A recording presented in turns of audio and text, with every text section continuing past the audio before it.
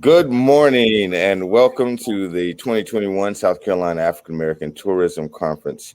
The purpose of this conference is to grow the tourism industry as it relates to African American culture and history here in South Carolina. When we talk about growing tourism, we're talking about growing tourism related businesses, tourism related cultural arts events that could really attract visitors and bring money into the African American community. If we're going to grow the African American community, we've got to find out ways that our community can tap into the five-dimensional economy of our South Carolina economic engines. And so, tourism being one of those key ones, we endeavor to discuss strategies, to discuss ideas on how we can bring resources to the community to grow businesses and to grow those cultural arts related programming that will attract visitors. Yesterday's programming involved resources for small businesses and grants that are available to cultural arts related programs. Today, we're going to talk to some experts in the industry, women who have been very successful in navigating the tourism industry. Today, we're going to learn from them and learn ways that we too can grow in this industry. Today, I'm going to hand it off to our moderator, Ms. Courtney Young, who is CEO of Foresight Communication. Uh, Courtney has been a trailblazer as it relates to African American tourism here in South Carolina. Foresight Communications is a global strategic marketing firm headquartered in Columbia, South Carolina. Courtney has spent more than 15 years serving the corporate and public sectors as a go-to expert in the field of minority business outreach, public relations and information services, and cultural tourism marketing. She's gifted in relationship building. Courtney and her team at FSC have connected their client partners to over 250,000 targeted audience for clients such as the Chicago Regional Transit Authority, Mecklenburg County Department of Social Services, Hilton Head Island Gullah Celebration, Mitchellville's Juneteenth celebration, South Carolina Airports Coalition Small Business Fly-In, Women in Contracting Roundtables, and National Association of Minority Contractors National Convention, just to name a few. She has her education from the College of Charleston and from Weber University.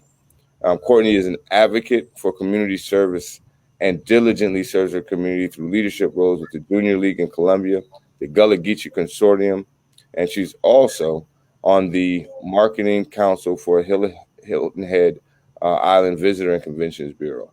Courtney is an avid traveler who loves exploring culture and the beauty of places she visits. She resides in Columbia, South Carolina with her family and loving friends. We want to thank Courtney for being with us here today. She's a trailblazer. She is one of my leaders in this industry. Courtney, it's on you. Thank you very much for being with us today. Of course. Thank you, Quadra. Good morning, everyone.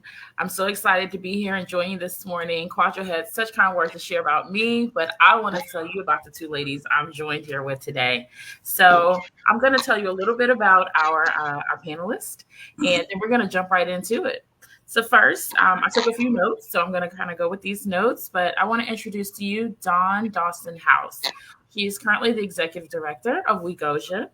Don is executive director of WeGosia Foundation, a statewide nonprofit organization that supports the preservation efforts of the South Carolina African American Heritage Commission. In this role, she manages budgets, processes, and partnerships to help the commission complete its preferred projects. Some of those include the Black Carolinians Speak, Portraits of a Pandemic, oral history project that captured the voices of African Americans about the coronavirus's impact on their lives, teachers webinars in the winter and spring of 2021.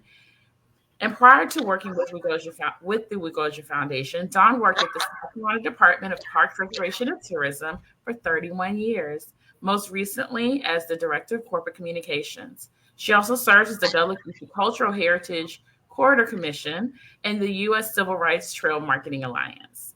Dawn Dawson House. Thank you for having me. Oh, yes. So I want to go ahead and introduce Victoria as well, because we're going to share this conversation. I want us to kind of be able to go through that. Victoria Smalls is currently the executive director of the Gullah Geechee Cultural Heritage Corridor Commission. She's a historian and educator. She serving in this role. She is comes as a lifelong member and descendant of the Gullah Geechee community. Victoria began her career in 2012 as the Secretary of History, Art, and Culture and Director of the York W. Bailey Museum at the Penn Center in Beaufort County, South Carolina, one of the country's first schools for formerly enslaved people on St. Helena's Island.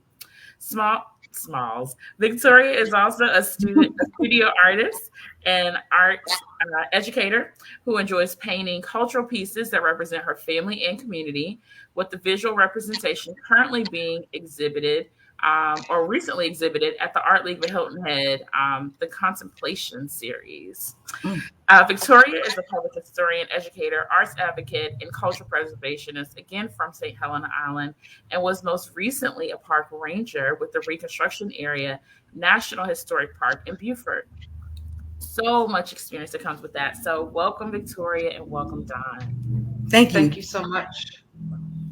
So we're going to jump right into it because, I'm all excited to have you guys here, you ladies here. You both know that so much. So I want to start with Don. So Don, I would love for you to be able to share with our audience. Tell us more about Wegoja and how you got there and where you're working on right now.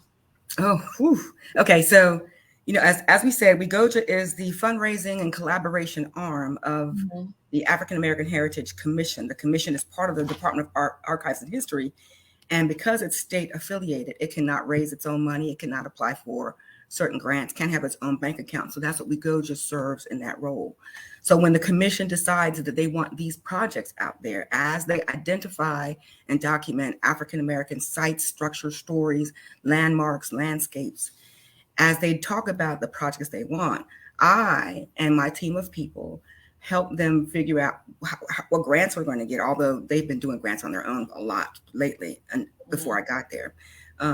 How we're going to spend the money, who we're going to hire to get it done, and how we're going to present this to the public.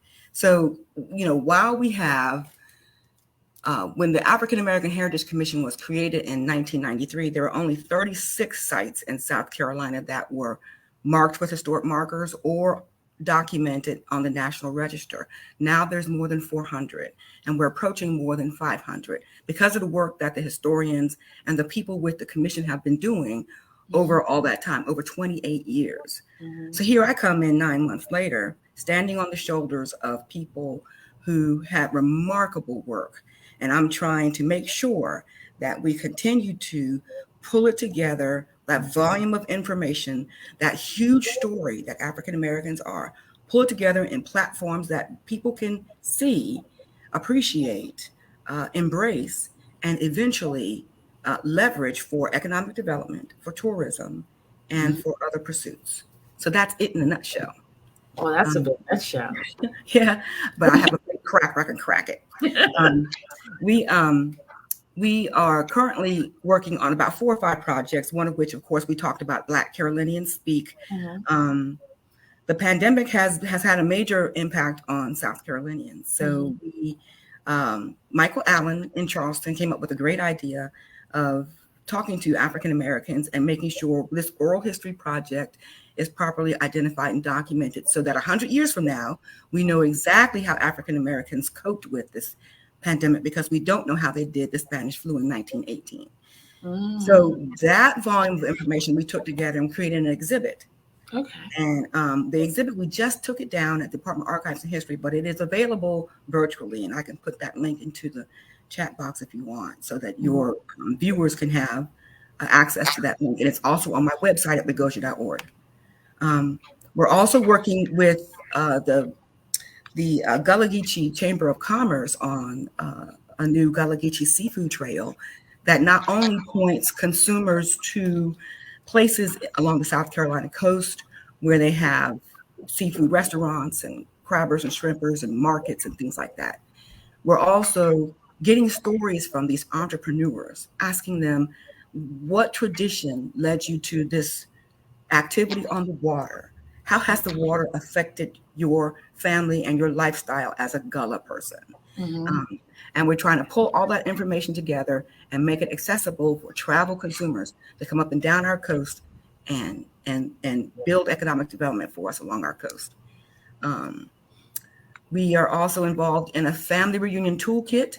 We're trying to get that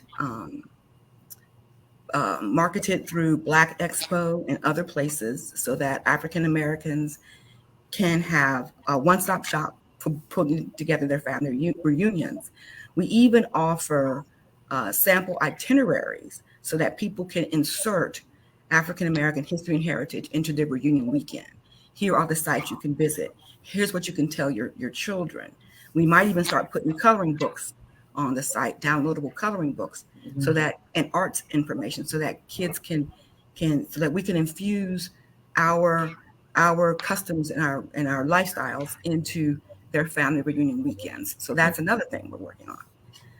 Whew. We're also working on. You've been busy. Yeah, we're printing the Green Book of South Carolina. Finally, we have the resources to print it, and we expect that to come out before Juneteenth, 2022.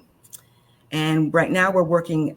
We just got a grant from the Arts Commission, so we're working with project directors for an arts and education project where we get into schools, after-school programs, summer school programs, and infuse art into their activities that are associated with African Americans in South Carolina. So it's a busy time. It is a busy time. So one of the things you mentioned was the Green Book. And while I'm familiar with it, and I know Victoria is, I want our audience to know a little bit more about it so that they can know what they are looking forward to seeing. Okay, sure. So the Green Book of South Carolina right now is an online travel guide of more than 400 sites in South Carolina associated with African American history and heritage, historic churches, historic buildings, landmarks, markers, monuments, things like that, all over the state. It is a travel guide. So if you were to use it, it gives you driving directions to these sites. So you're able to figure out how to get to these sites, no problem. Of course, it pays tribute to the original Negro Motorist Green Book that was printed from 1936 to 1966, one of the nation's earliest travel guides for African Americans as they traveled from the north back down to the south or wherever they traveled around the state to find places that accepted African Americans during the Jim Crow era. So I think everybody knows what the Green Book is, but the Green Book of South Carolina outlines historic sites. We know that the consumer market for print information was shrinking as the digital market started growing and becoming trendy and a newfangled thing to do. What we've discovered from recent studies is that people are using both the mobile guide and the travel guide on their travels because both of them give certain experiences and certain information that the other doesn't give. So we did not have the resources to pull together a printed guide, which requires you to have a dedicated revenue stream on a regular basis to keep it going and keep it updated. We did not have those resources. But Hub City Press out of Spartanburg approached us and said, we will print that guide to you at no cost to you if you give us the information. Yes, it was a tremendous gift to us. And we will distribute it through the Book Industry Network nationally, which means it'll be promoted to Barnes and Nobles and Books A Millions and major gift shops and major bookstores like that across the nation. Whether they purchase it or not is another thing, but it'll be promoted to them. And then the International African American Museum, which is another gift given to us, has decided that all of the photography in that publication, or most of the photography in that publication, can be captured by their staff photographer. Joshua Parks is an amazing photographer. So he's canvassing the state right now, and he's taking pictures of what it feels like to be in these places, not just a picture of the buildings, but pictures of descendants of people who use these sites, descendants of the people who were part of these stories. And he's trying to pull together vignettes that can further expand this experience on websites. So that is an amazing project that we're working on right now. Yeah, that's huge. That's an exciting time, really great opportunity for that. How exciting. Thank How you. exciting. Okay, Victoria, what are you guys working on over there at the corridor? Tell us more. Tell us more. Wow, so much. So thank you for that. And thank you, Dawn. That was great. I'm learning so much. Some of it I already knew as a commissioner, a South Carolina African American Heritage Commissioner, and but then also working alongside you in some aspects. So I'm really grateful to hear even more. What we're doing at the Gullah Geechee Cultural Heritage Corridor, we're actually most immediately working on our reauthorization. We are a national heritage area that spans from Pender County in North Carolina down to St. Johns County in Florida. So what that looks like is really Wilmington, North Carolina, down to past Jacksonville to about St. Augustine, Florida, from the Atlantic coast to about 30 miles inland. Although we do know that rice fields do extend past that 30 miles. So this is a governmental boundary, although Gullah Geechee people expand beyond that or live and have life beyond that. But then we also know through the Great Migration and different forms of migration that we have Gullah Geechee people all over the United States. So we want to make sure that we are nurturing pride and facilitating the understanding and awareness of the significance of the Gullah Geechee culture, the history, and then also what it looks like today. So we want to be able to educate and promote, awareness through different public programs. That can be through arts, festivals, presentations, partnering, definitely. We really have to engage in collaboration and partnerships. We are partnering right now with the North Carolina Rice Festival. We promote and there's also another rice festival in Georgetown, South Carolina. There are different Gullah Geechee festivals popping out throughout the Gullah Corridor and even a few outside the governmental boundary. So we really just want to educate and provide some public value and importance and uplift our people in what they're doing, the businesses, the creatives, the museums, the historic places, the sacred sites. So we do all of this through our management plan. And that management plan, we're still working through. We have a lot of work to do. And so that's why we're asking for reauthorization through our governmental officials on the federal level. So we've been working really hard right now doing that. That's one thing we're doing. So we're also promoting heritage tourism right now through our 2020 report. And it's a market for Gullah Geechee cultural heritage. And we're doing this with a grant that was funded by the Gaylord and Dorothy Donnelly Foundation. They generously funded this project to be able to not only plan the process of aligning with and partnering with Mandala Research, our consultant that we worked with as a heritage tourism analyst. But also we worked with community members, surveyed community members, leadership and staff of historic and heritage sites, tourism officials, tour guides, artists, performers, our creatives, and even future visitors, people who have heard a little bit about the Gullah culture but want to learn more. We get that question every single day through our website. And people that want to come to learn about the Gullah culture that may not be Gullah Geechee or even African American, but they're also people that have that heritage and have been away from the corridor and want to come back and experience a taste of their own roots and really come back and just really embrace it all. So that's really important. So we believe that there's enormous potential for heritage tourism, and as it directly benefits Gullah Geechee people. And we also believe that we want to make sure that we support preservation and conservation within the corridor. We do this also through land preservation. We do this through documentation and documentation. And then also we have conversations, common ground conversations. Like I said before, we form alliances and partnerships. The partnerships are very, very, very, very important to us because I'm one executive director and we have 2 part-time staff, but we have 11 commissioners, Gullah Geechee Corridor commissioners that are federally appointed by the Department of the Interior, by the Secretary of the Interior. These are federal commissioners.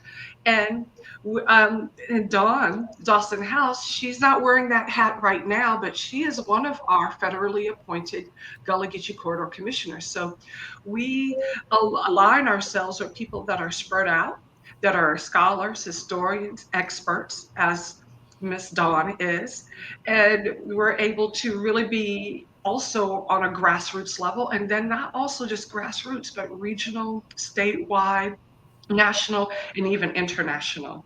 So that's some of the things that we're working on. We're also, what else are we doing? Wow. So we're also,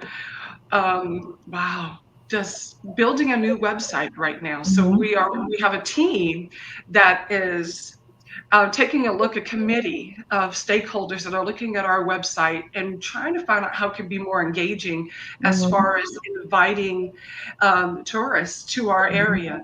And then also give people that are within the area the information they need. Where can we go to experience Sweetgrass? Maybe you can go to the Sweetgrass Learning Farm. I didn't know there was a learning farm.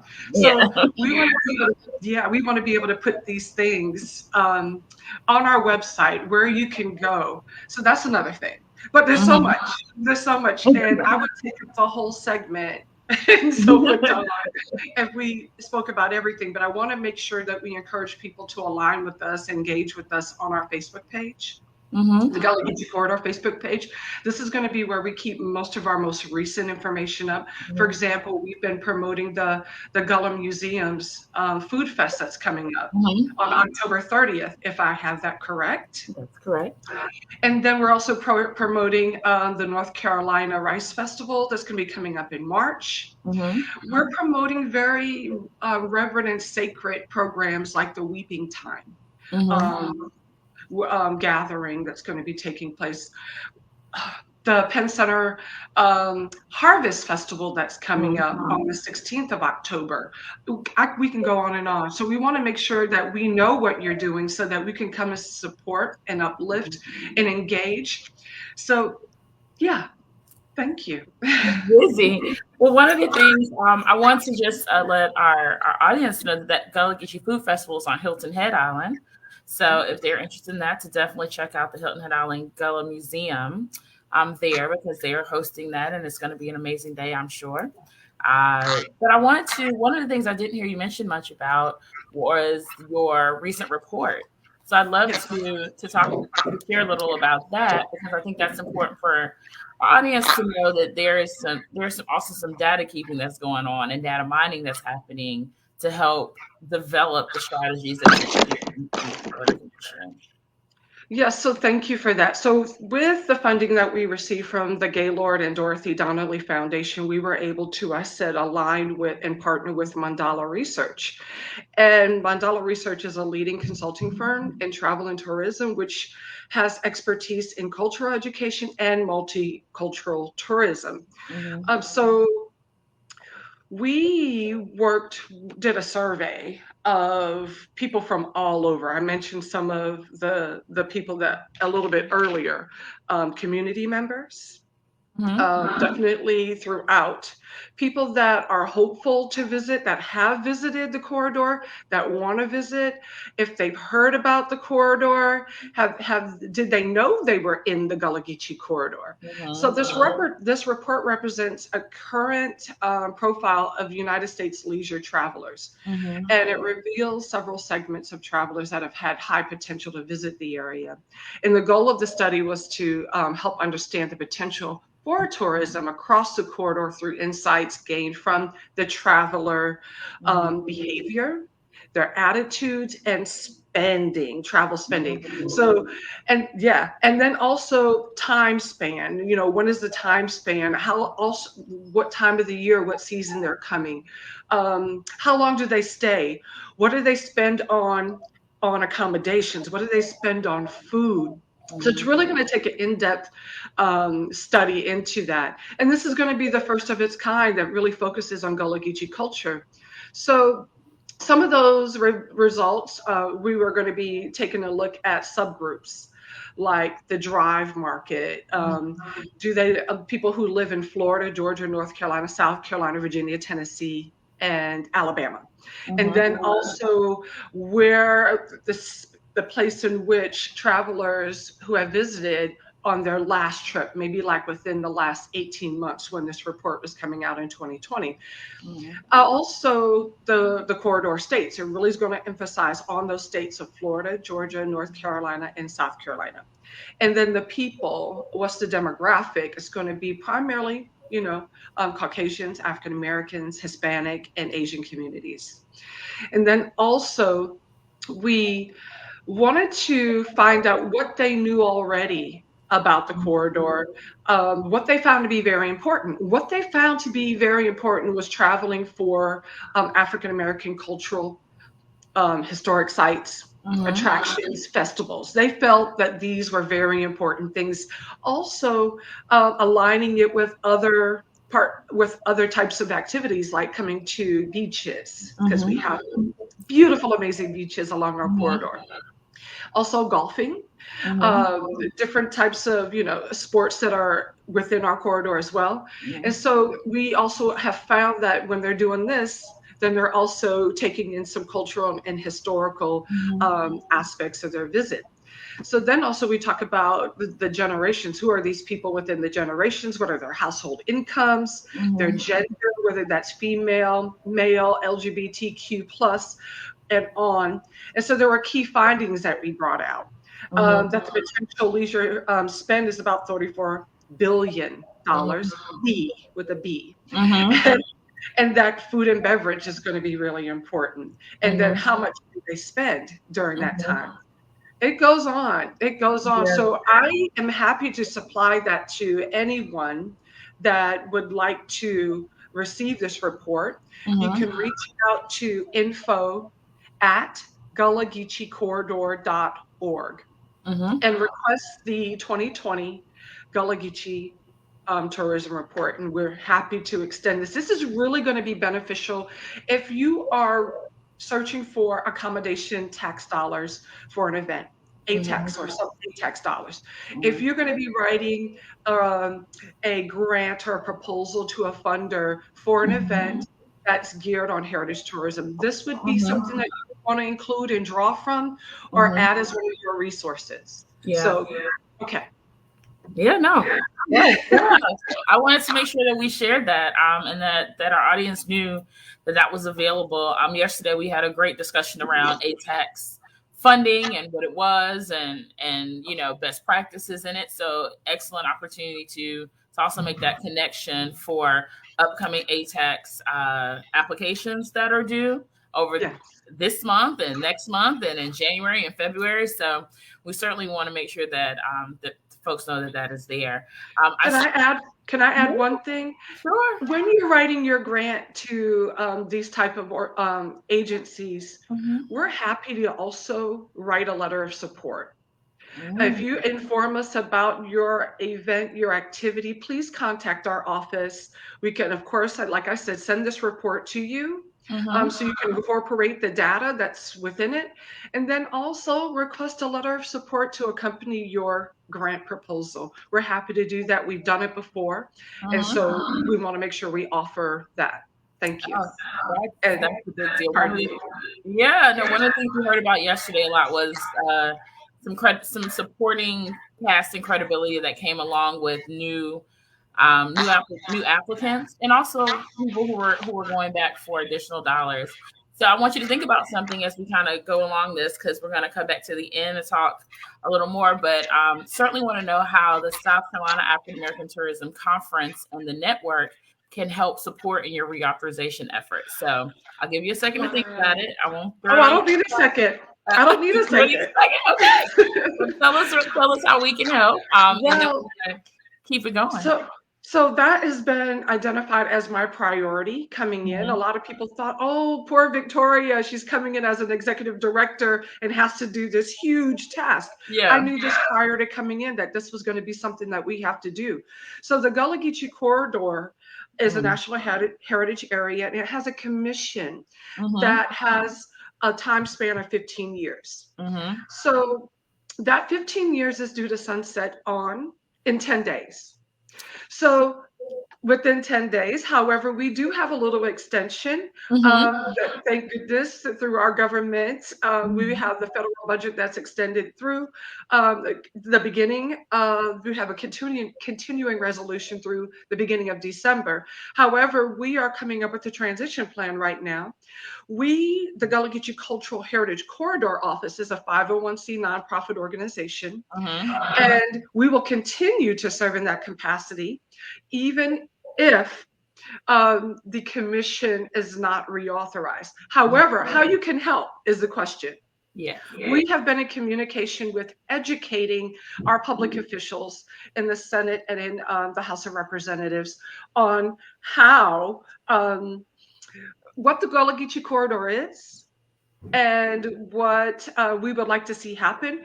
Congressman James E. Clyburn has put forth a bill on the House side that asks for an extension of 10 years and an extension of monies to be funded and an extension of the commission to have another 10 years. The Senate side, led by Senator Raphael Warnock, is leading a bill that adds another 15 years to the commission and the National Heritage Area, and that also has no cap on funding, which is really great. And they're leading that through a National Heritage Area bill. So you have other National Heritage areas along within Georgia, and it's really a Georgia-centric bill. So we cannot lobby, but we can educate all day long. Our commissioners are not able to lobby. I, as an executive director, is not able to lobby, but I can educate every single day. And that's what we've been doing to make sure that our leaders, our public officials that are championing the causes and working on a lot of important things right now. But we also feel that our Gullah Geechee Corridor National Heritage Area and our commission is vital in order to be able to carry out our national management plan, to be able to nurture the pride and facilitate understanding and awareness of this culture, not just for learning about history and tradition, but also understanding how we are going to instill a sense of pride within our young people. And to be able to take on Gullah Geechee culture on their own terms and what it means to them today and for future generations. Also to be able to sustain and preserve our lands, our ancestral lands that are being stripped away. So you can't have an event if you don't have the land. Yeah. You can have an event on public land, yes, but we also want to bring people to the lands that have been within the Gullah Geechee Corridor, within families, within heirs for years, for decades, for my family since the 1860s, and many other families since the 1860s. And also just be able to promote economic development and sustainability for authentic Gullah Geechee creatives and businesses. Wow, thank you. That is perfect. We'll spend some more time offline doing what we can to support that, as I'm sure our audience will too. So we'll follow up some more on that. So I want to spend a little time, now that we know what you're doing with your with both your organizations and the efforts that you put into it, I want to share a little bit with our audience about what those partnerships have meant over the years as you've developed your careers in the tourism space. Cultural heritage tourism is something that that folks don't use in a common term as often. We hear tourism as a general term, but when we get into cultural heritage tourism, it's really more specialized because there are, especially as it relates to African American history, there's a lot of preservation that's happened over the last 20 and 30 years that is now being brought to the forefront and being archived in ways that the public can access it. So what have those relationships and partnerships and all those good things in between, what have those things looked like over the years that have allowed you to come into these spaces to utilize them? We would not be successful without partnerships. That's the bottom line for the Wegoja Foundation, because we're nonprofit. We have to cobble together resources and expertise from wherever we can find it to get projects done. For example, one of the greatest partnerships we're involved in right now is the Gullah Geechee Seafood Trail that's working with the Sea Grant Consortium, the Gullah Geechee Chamber of Commerce in Georgetown, and then there's some other partners. There's Coastal Carolina. We'll probably be going to be reaching out to students in other schools, and then our organization, Wegoja, and the African American Heritage Commission. So all of those organizations together are trying to build this, what I think will end up being an incredible resource for people to use, not only to travel, but for our people to use as they decide how they're going to build their future economies, leverage their entrepreneurship and things like that. So, keep family traditions alive. We're hoping that the Seafood Trail would be useful to a lot of people, but it takes a whole lot of collaboration to get it done. Yeah. So everything we've done has been in collaboration with somebody else. Well, that's important to know. I think a lot of times new people who are newer into the space, or people who have been working in the space, and their support teams have changed over the years, as it does. People age out, people move around and things like that. I think people feel a little isolated in spaces, and they don't always lean into those relationships as much to really see the value of how it can grow what they're working on. I think so often people think they'll be lost in the shuffle, right? So it sounds like the two of you certainly have understand and lead organizations that understand the importance of managing those relationships and truly cultivating them to benefit everyone. So it's mutual on both sides. It's not just all me or not you, or all you, not me, and what that looks like. And to give that opportunity really is important. What are some of the things that you see as, we'll say, best practices in how communities are engaging the work that you're doing? So we often hear about how there's work that's being done or wants to be done, but people are a little shy to get started on it because they don't want to ruffle feathers, or they don't want to make people uncomfortable. But there's some uncomfortable things that have to happen to kind of balance the scales out. So how have communities embraced the work that you're doing, and communities, not just local communities, but statewide, regional, national, in both respects? So what has that been like for you? I'd like to answer that. Can I mention a little bit about our partnerships before I say that? Oh, sure. I would be totally remiss if I did not mention just maybe 3 or 4 major partnerships. So one of them is the National Park Service through the National Heritage Area. And every year we have an appropriation of funding from the federal government through the National Park Service and the National Heritage Areas program. Right now, we've just got another increase, a 4 years in a row, we've gotten increases. Right now, we're at a 400,000 per year from the National Park Service. We have to match that. We match that through donations, grants, other grants that we write, whether that's through humanities, whether that's through private philanthropic grants and proposals. We match that through in-kind donations through time. For example, Commissioner Dawn Dawson House, as a Gullah Geechee Corridor Commissioner, she talks about the Gullah Geechee Corridor in an elevator pitch, or she's sending an email, or she's going on behalf of the commission to speak on the culture on the Gullah Geechee Corridor. She docs that time and writes that time down, and that goes towards our match.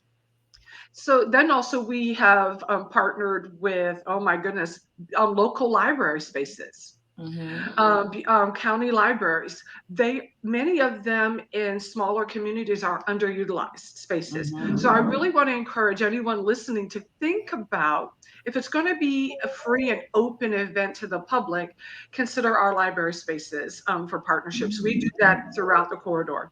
The International African American Museum, definitely. We do genealogy workshops with them. We also partner with them with our Watch Night and Emancipation Day celebrations. But we also want to partner and align ourselves throughout the corridor.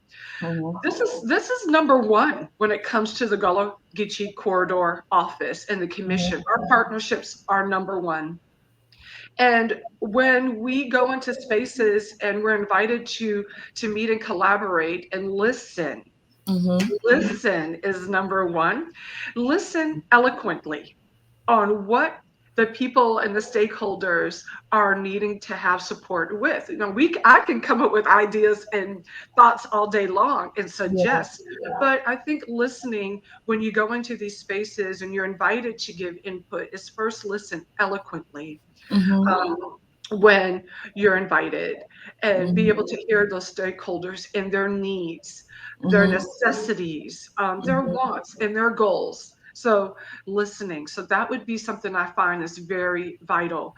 Incorporating the community when you're starting a program, a project like this Heritage Tourism Report, engaging with your community members. Our land preservation report that we have, engaging with the community members on how they are impacted. And then you're able to take some action and prayerfully support in such a meaningful way. Oh, I love that. That's so important. One of the things I want to make sure that our audience caught in all of that goodness was about how you can do a match for time or match for your matching grants, how you can use your time and documenting that to go toward that. I think that's important for people to really understand. So often it's like, well, I don't know where I'm going to get all this from, but if you have supporters and ambassadors that are out there that are working on your behalf, it's a part of that process. I agree. I mean, that's a huge thing. I hadn't considered that as much as I work in this space. So thank you. Exactly. So when you're working in this space, Courtney, with Foresight, right? And someone comes to you needing your expertise in your business, for example, the Gullah Geechee Corridor. Yeah. We have done that. And we're so happy to have aligned with you as a partner. Yeah. So when we ask for a rate as a nonprofit organization, not quote unquote, and people ask for, do you have a discount?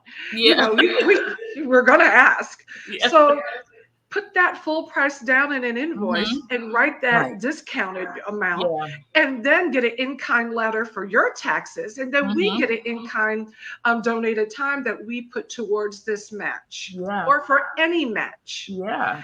So that's just a thing. That's not a commercial or an ad to ask Foresight for a discount.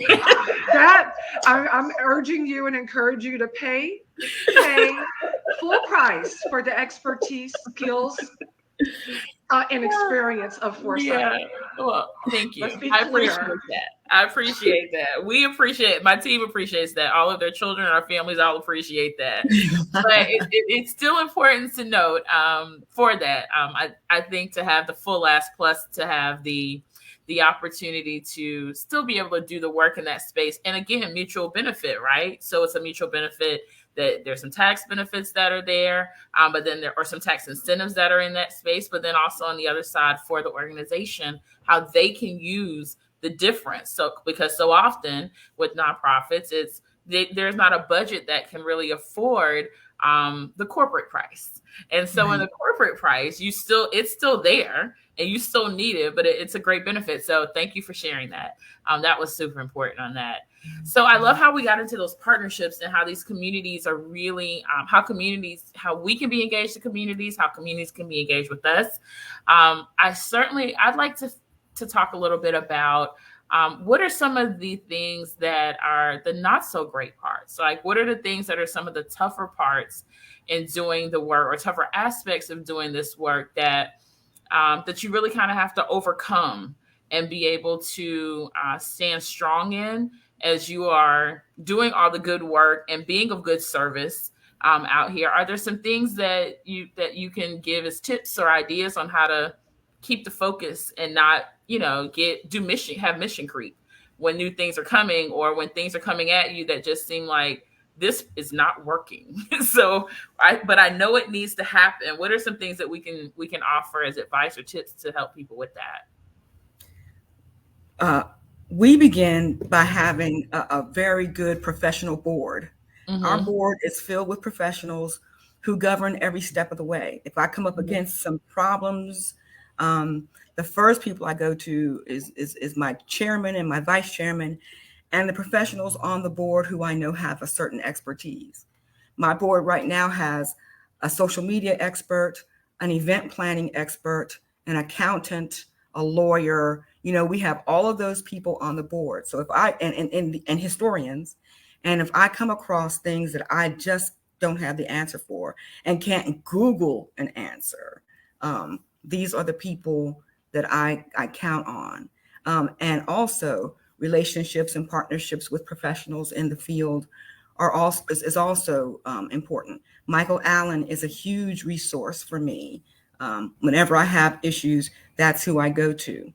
And of course, the biggest issue that we have is funding. All nonprofits' biggest issue is funding. So we do try to stay engaged, and partnerships and collaboration helps out with that funding, because there are projects that I probably wouldn't get done or wouldn't even be involved in if I did not have partnerships with other organizations, like the museum, like the Gullah Geechee Chamber of Commerce in Georgetown. Mm-hmm. If I did not have those partnerships, we would not be involved in certain projects. Yeah. So funding is probably the biggest one, but partnership and collaboration is one of the solutions for that. Yeah, I like that. I mean, our key word of the day is partnerships. It definitely is one of our biggest takeaways. Do you want to add to that, Victoria? I do. Partnerships is the key word for today. You cannot do anything great alone, working in a silo. In a silo, is how I describe it. You cannot. You can try. You can try, and it may look like success. It might mimic success. It'll be limited. Yeah, exactly. But if you want to make a huge impact, align yourself. And I personally have always described myself not as also as a cultural preservationist, but also as a strategic partnerer. A strategic partner. That's me. That's the crown that I wear. And I agree with two things. Absolutely everything that Dawn said. Definitely your board. And that's a strength. And one of the challenges we're going to face is whether our commission is going to be reauthorized. Our governing board is going to be reauthorized. So there's going to be not much of a challenge, because I'm praying and hoping we're praying for people, our constituents, our community members to call in to their public officials to champion the cause of this national heritage area, the Gullah Geechee corridor. And maybe there are other national heritage areas that I can speak on as well. So call our public officials, number one. So that's one of the challenges. And then also, of course, I agree with funding. Definitely. Funding has always historically been a challenge for African-American organizations, nonprofit organizations. And it's time to stop. It's time for us to get our bucket, our pot at the end of the rainbow. We don't even need to have a rainbow. It's time. It's time. Yeah. And then also, wow, I think those are the two main things: financial resources and making sure that your board is strategic and understands the mission of the organization, and our workers as well, worker bees as well, because I have not served on a board that has not been a working board. I haven't. And all of the boards that I've served on align with the Gullah Geechee Cultural Heritage Corridor. All of them, every job that I've ever worked on has aligned strategically with the Gullah Geechee Cultural Heritage Corridor. whether that's me being an early childhood educator or not. Right. So, and then another challenge is also going to be land. People are losing their land, rapid land loss. We have tax sales going on in different counties. People that are coming in, an influx of people from outside coming in for a land grab. And so land is going to be really, really important. We have our people at one historic site that are fighting for their ancestral land through their county and on a state level. Wow. And it's them that own this land, and they're working to advocate and fight for that. There's that. And then also another thing that's tied to the land is the genealogy research. Who are the heirs of this land? Who are the people? Who are those people? So that goes into all of this missing information, gaps and voids, abysses of information missing from our African American lineage. There are many people that are not able to go past and know who their second great grandparents are and beyond, further back. So being able, those are challenges. People want to know who they are, where they come from. And so now we're relying greatly on our DNA testing so that we can have at least something on the other side of that spectrum. We have us and our immediate family members, but then we can try to find our DNA cousins, that kind of thing. So there's a lot of challenges, but primarily money. And making sure your board, making sure you're communicating with your board effectively as an executive director. Thank you. Oh no, that's really important to know. Thank you so much for being so open and sharing that. You got another one? I do have another. You did mention mission creep, which is very easy to do if you don't stay focused on your mission. So what we're going to do at Wagoja, we haven't done it yet, is that every project that is suggested to us, we're going to take it through a mission analysis. So we will discuss and score it and rate it based on how much it really does match our mission. And of course, those that have higher scores will get the attention and they'll be priority. And those with lower scores, we get to them when we can, which means we ain't gonna get to them because So that's another way to do mission, to avoid mission creep if you want to. And then one more thing you asked that I don't think we fully answered was, what community do we think did a great job with a partnership with us and is succeeding? And for me, it's Union, the town of Union, not the Low Country, the town of Union in Union County. They, I bet, I don't know if you guys know the story of the lynchings in Union County. Have you heard about the lynchings in Union County? You know why we haven't heard about the lynchings in Union County? Because it's not taught in our history books. The lynchings in Union County, jailbreak, they had a tremendous a number of lynchings in that county. And they believe that the traumatic effects from that are still felt today. And those lynchings were in 1860s, 1880s, 1890s, 1910. So they pulled together fundraising, massive public awareness with their local university. And then they got historic markers for the 2 sites where the lynchings took place, reached out to descendants of the victims, pulled together a Juneteenth festival, raised money from their local utility companies, and they're still moving forward.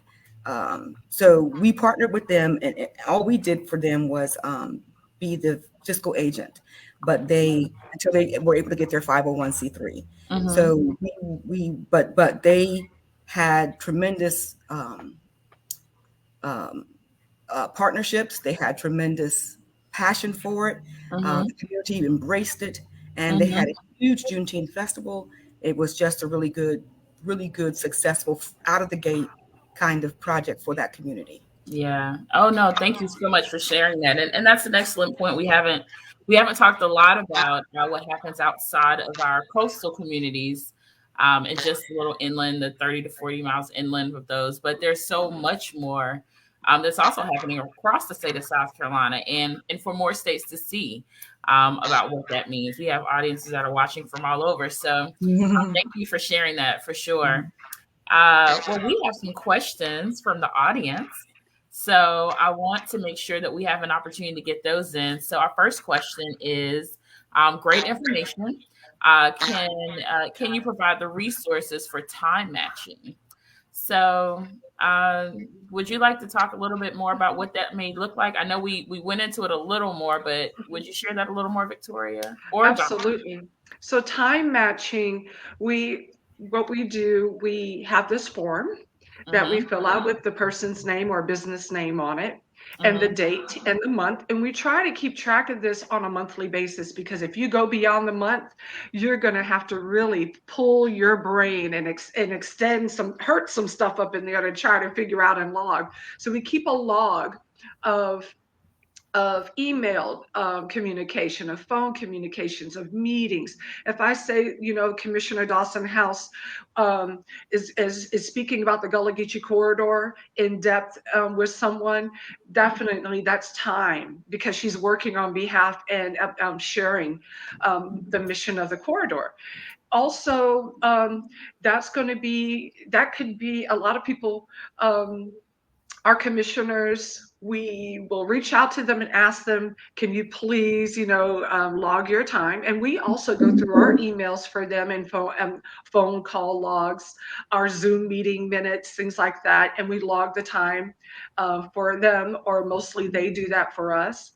And we turn that in, and that time is valuable. You put the National Park Service puts a monetary value on that time.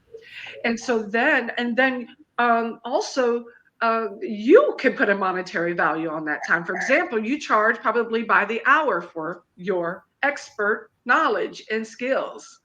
So you can put that dollar amount to that hourly time span, and you kind of just calculate all of that and put that in your report, and have the logs as a backup if a funder wants to say, okay, show us Commissioner Dawson House's time that she has given. And so you have that. But really, that will just go into a grant proposal, as these are in-kind hours. You can say in-kind voluntary hours through meetings and emails and phone calls. Then you can do in-kind services, that kind of thing. So lots can happen there. And I'm happy to even share, if anyone wants to reach out to me to that email, info@GullahGeecheeCorridor.org. We can even email you an example of what our form looks like, that we ask our volunteers, our commissioners, our partners to fill out for us. Happy to do that. Thank you. That's nice. Our next question is, how can the African American Farmers Association get involved?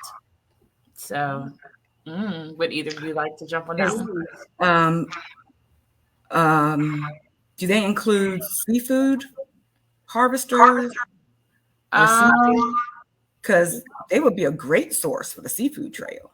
Yeah. Well, I don't know, but I think that, there's always some opportunities to be considered in there. So maybe. So I've seen this initiative that the South Carolina African American Heritage Commission has partnered with, and that's the agriculture and arts tours. So do you remember the name of that, Dawn? It's Ag and Art. Ag and Art. And so that's one thing to also to think about, Ag and Art. Google that and see if your space and place is receptive to having artists during that. It's a tour, it's a festival, and people will go in a county and go to different farms and see artwork. There's also, if you have roadside stands, if you have roadside stands, I want to know who you are within the Gullah Geechee corridor, because I'm trying to map those so that's part of it. People want to get some good locally sourced, grown, nurtured, and loved produce. Yeah, I do. I do. I go to Barefoot Farms on St. Mhm. Helena Island to get my watermelons, to get my gullah melon, to get my okra, get my tomatoes, get my boiled peanuts, get my figs. I get all of it, my squash, everything from them. It feeds your soul differently. Yeah. So if you have a roadside stand, or if you don't have one, think about it.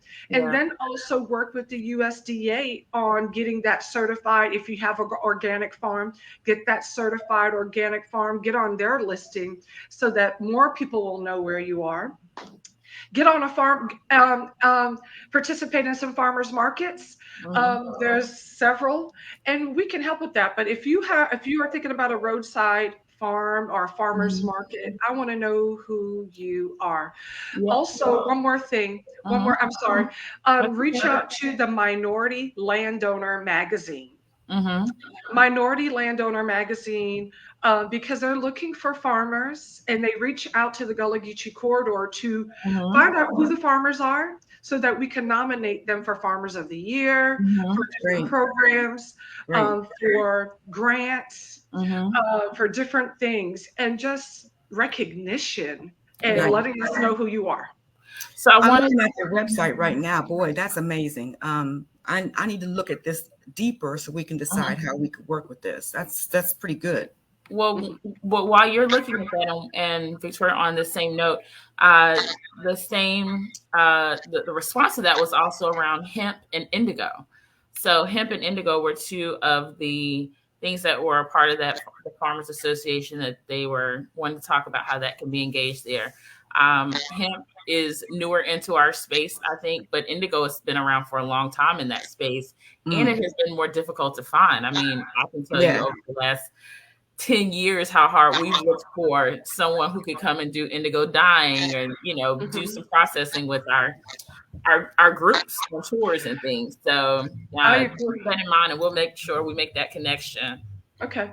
So there's one thing, be a learning farm. You can do your economic side of it, but also be a learning farm. Grow that indigo, grow that sweetgrass, grow. Get in touch with the Clemson Extension Office so that you can get the seeds for Sea Island cotton. But you also got to make sure you have a boll weevil trap with that. Also get the seeds for some Carolina gold rice and figure out how you can cultivate that in an irrigation ditch like they do at the Marshview Organic Farms on St. Helena. And I know that I'm talking a lot about South Carolina, but I'm learning as I go throughout our communities. If you want to invite me to come to your space to learn about what you're doing, please invite me. I want to come. I love an excursion, a field trip, and so we can document what you're doing. Yeah, that's huge. That's a great opportunity. Our next question is around genealogy research. Excuse me. So, what are some support opportunities that are available for genealogy? So, can I speak, Dawn? Oh, this is yours. This is yours, okay? baby. Okay. Yes, so definitely, we partner in a great way with the International African American Museum. That's going to be finished being built in the fall of 2022. They are in Charleston, South Carolina. They are not open, but they've been doing mighty work with their Center for Family History. The Center for Family History, you can find them on the IAAmuseum.org website. Their link is on that site.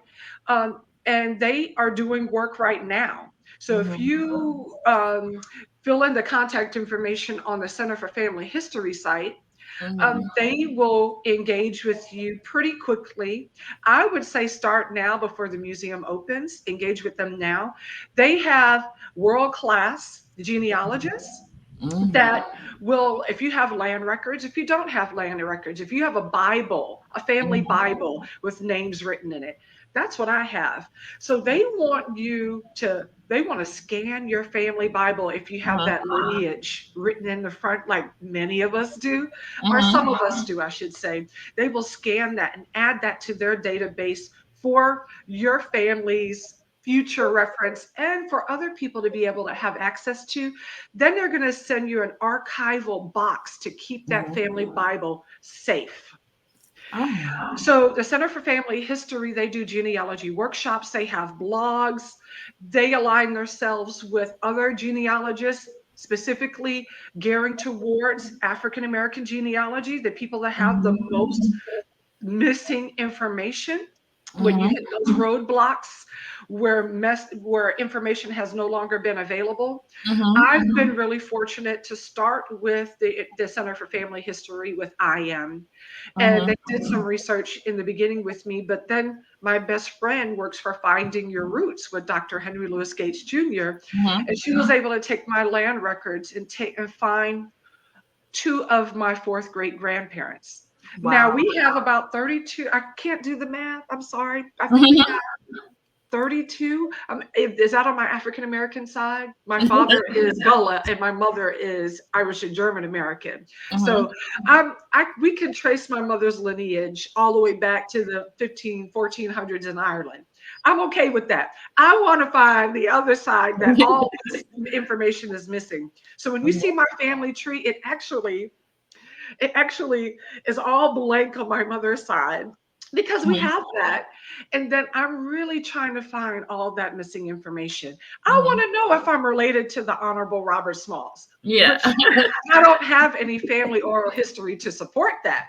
But there was another Smalls on that planter ship during the Civil War that they stole away on, named John Smalls. Maybe I'm related to John.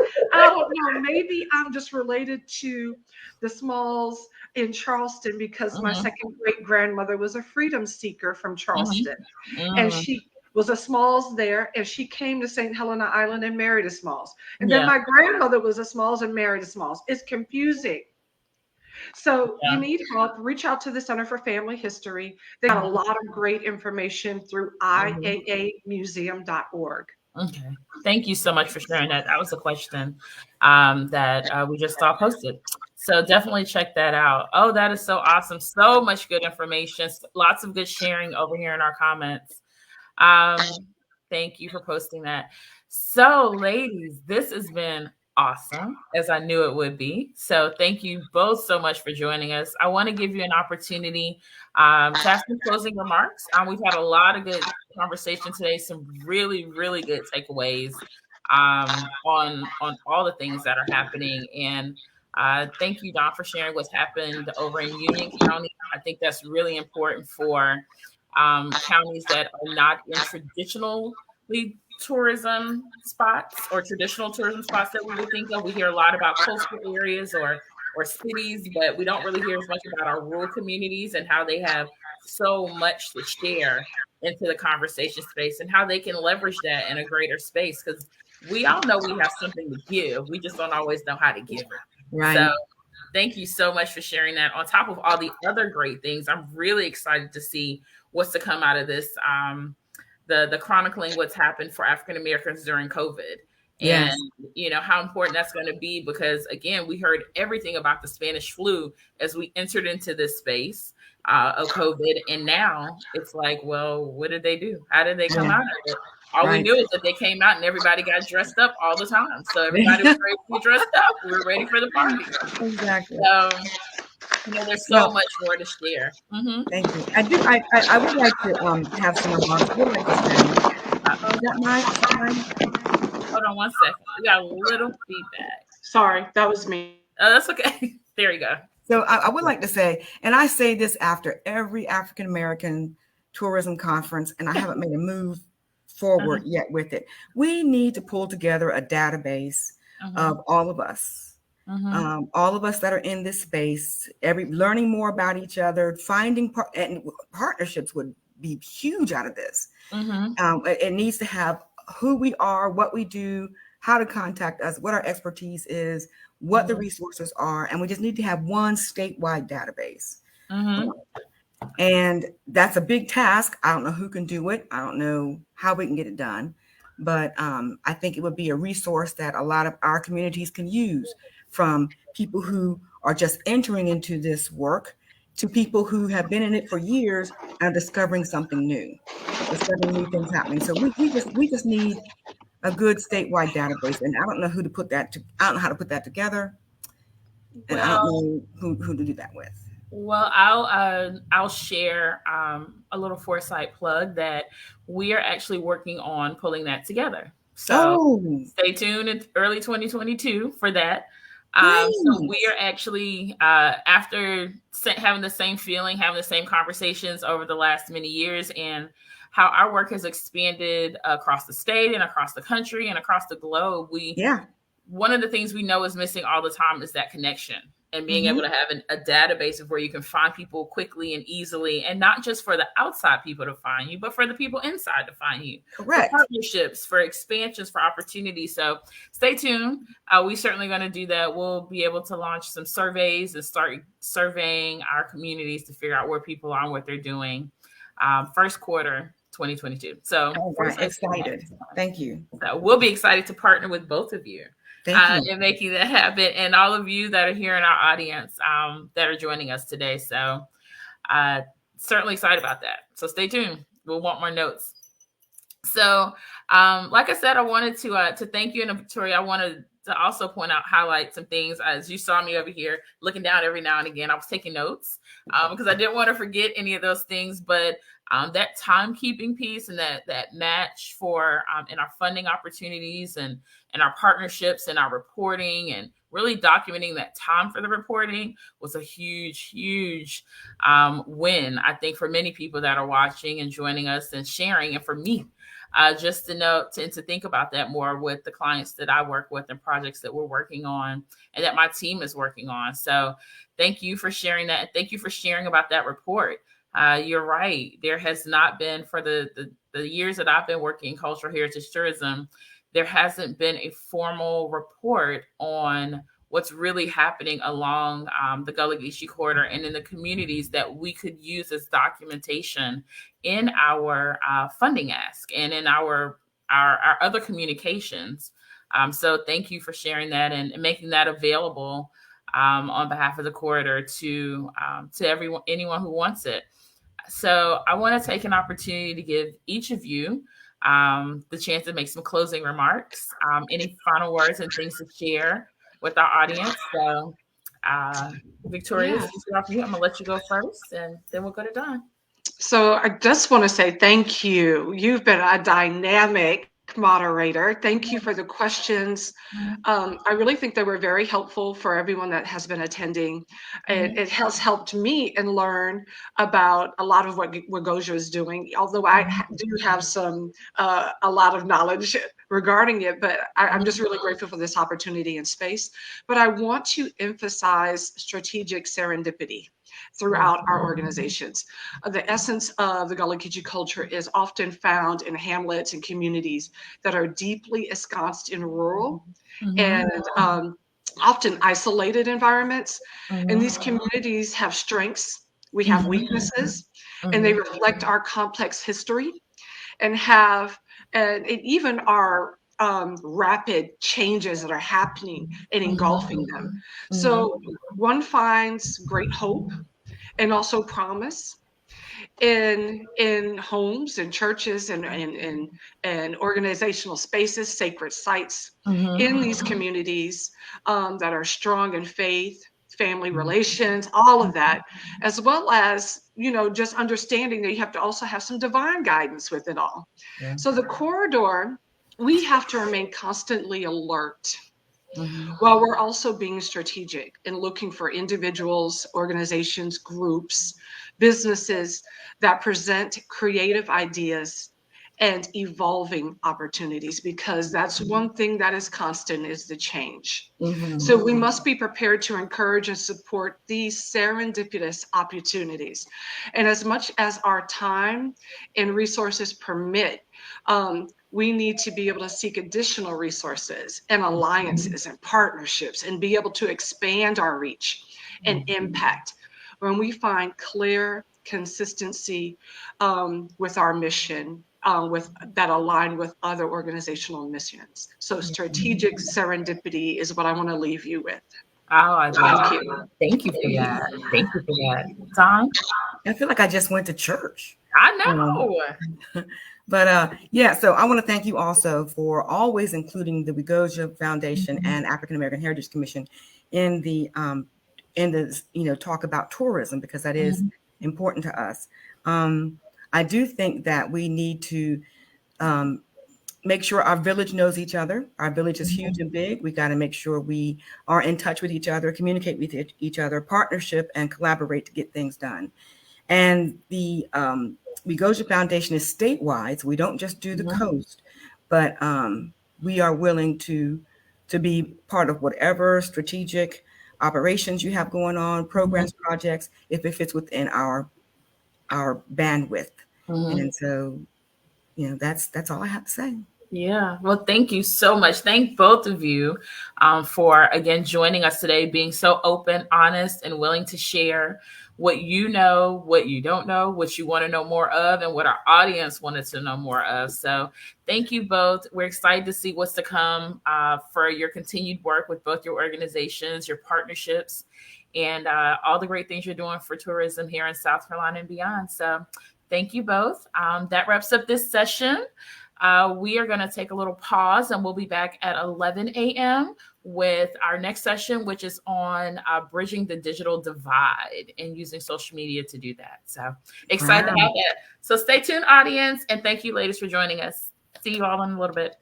Good job, young lady. Thank you.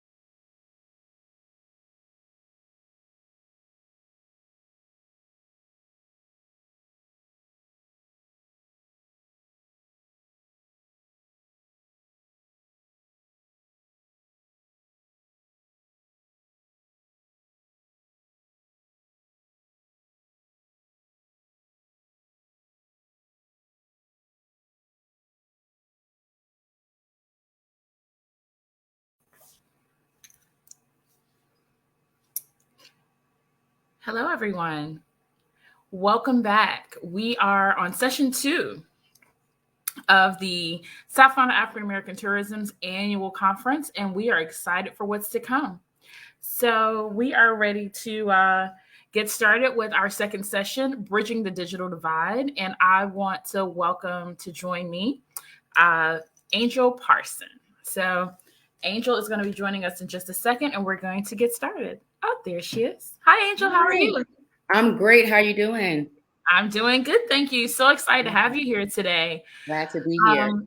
The digital divide is something that we are plagued with in so many ways. It's heavy on us sometimes, and for those that are not as familiar or comfortable with it, I should say. And then for others, it's always trying to figure out how to stay ahead of it, right? How to be on trend, what to do, when to do it, when not to do too much of it, when to do more of it. So much of so much. So we are so excited to have you join us today to share with our audience and me as well more about how we can bridge this digital divide. But before we get started on your presentation, I'd love for you to take a few minutes and introduce yourself to our audience, tell them all about you, what you're doing, and then we'll get started. Awesome. Well, thank you, Courtney. My name is Angel Parson, as she has stated, and I've been in marketing and media for probably about 10 years. My undergrad is in marketing, so I've just always loved design and creation and graphics. And so when I was able to start working with the Gullah Geechee Cultural Heritage Corridor back in 2017, we were doing some cultural programming and going to different communities and doing different work, and just kind of, like you said, Courtney, realizing that, gosh, there's such a divide in that social media and really trying to get these important organizations out, the work that they do, the products and services that they offer. But if you don't know how to engage on social media, if you're not comfortable using social media, then really you're kind of like dead in the water. So once I started working with some of those folks, sometimes the older generation, I realized they didn't have things such as logos. They didn't have, some of them didn't have, they weren't even certain of their brand, of who they wanted to be, of their identity. And so before you can really engage on social media, you have to know who you are. So I don't want to start the presentation too early, but yes, so I am currently the media and communications coordinator for the Gullah Geechee Cultural Heritage Corridor.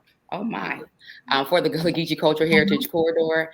And I've only been in this role for a short time, but really in a short amount of time, I've just been able to see the different organizations, African-American organizations all across the corridor, really work to increase their brand and their identity on social media. And we have been helpful in helping them do that. So I'm grateful to be here today to talk to a greater audience at the South Carolina African American Tourism Conference. And so I'm just delighted to be able to share just a little bit of what we're doing and some of our tools and tricks. Oh, we're so excited to have you. I'm so excited to learn. So without further delay, it's on you, Miss Angel. I'll see you after the presentation. Okay, let's see.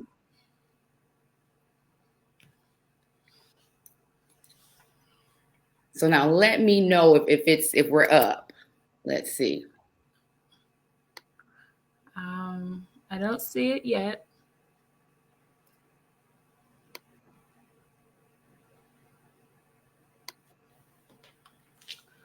Okay, I think we're going. Okay.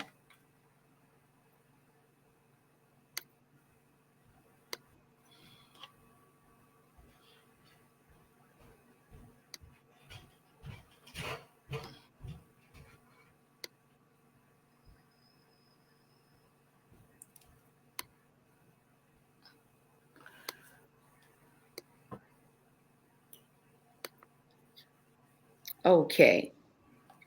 Can you see that? There we go. All right. Thanks. Perfect. So again, my name is Angel Parson. I work with the Gullah Geechee Cultural Heritage Corridor.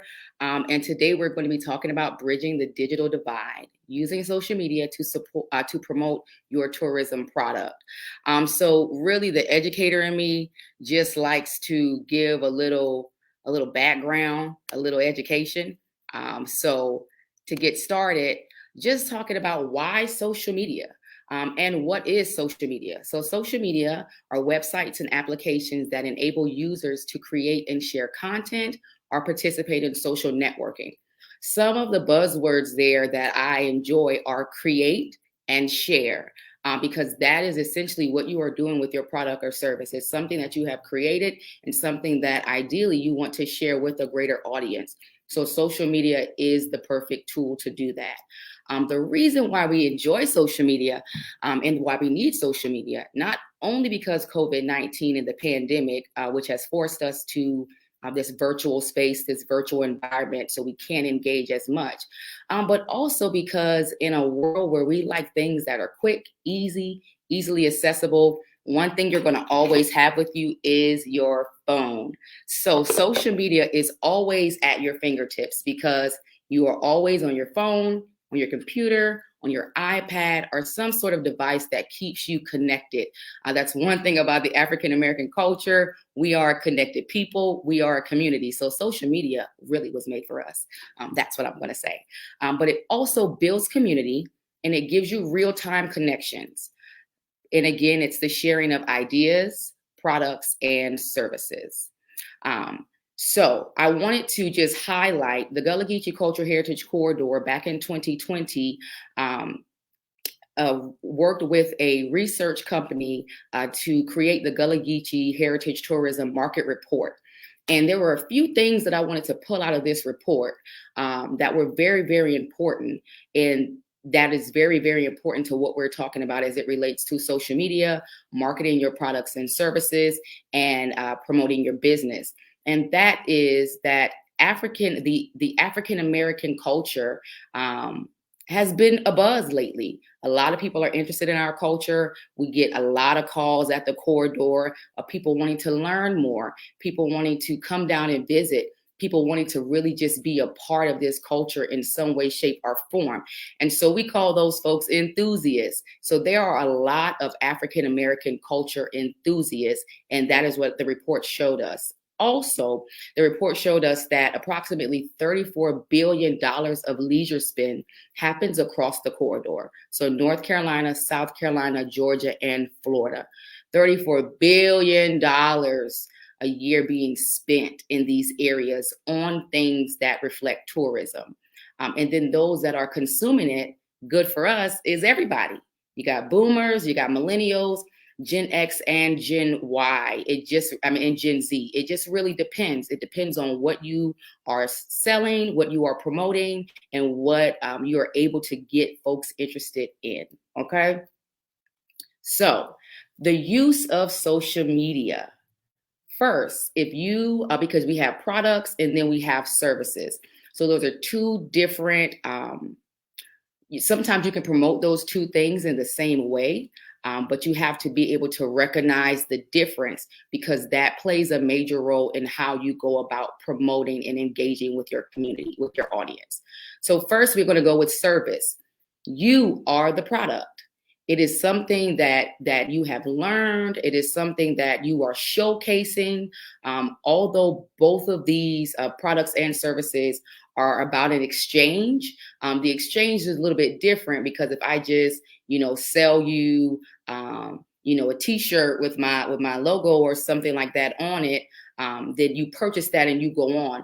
But if I am actually engaging with you and maybe preparing you a dish, or if I am some of the other things that folks do within the corridor is if we are doing some type of language program, or if I'm doing a storytelling program, that is a service. So really, when you think about you as the product, the way that you promote you, the way that you are branding you is very important.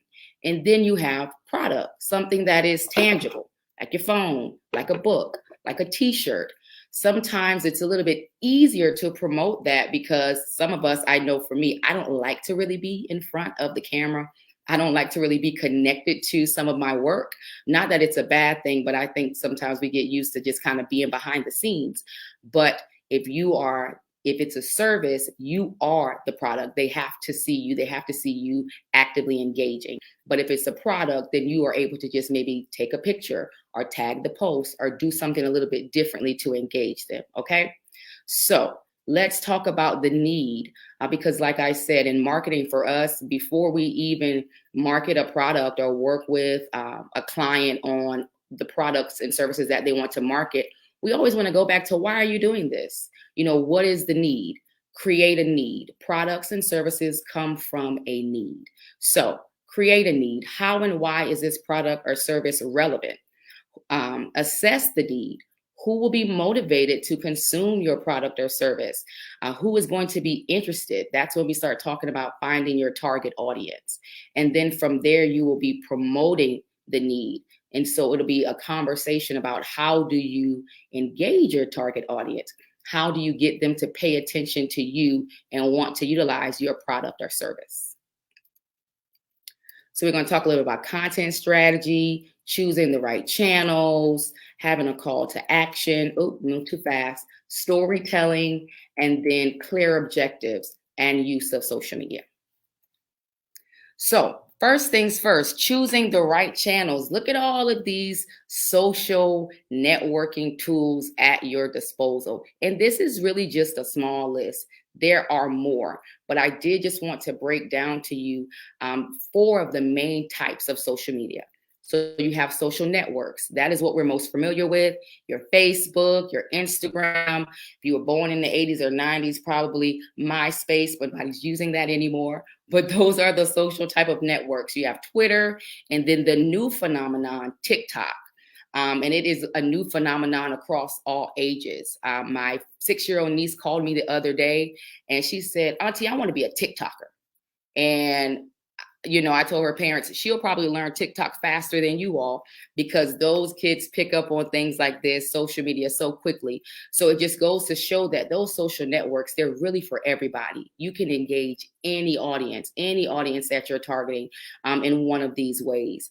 Also Twitter.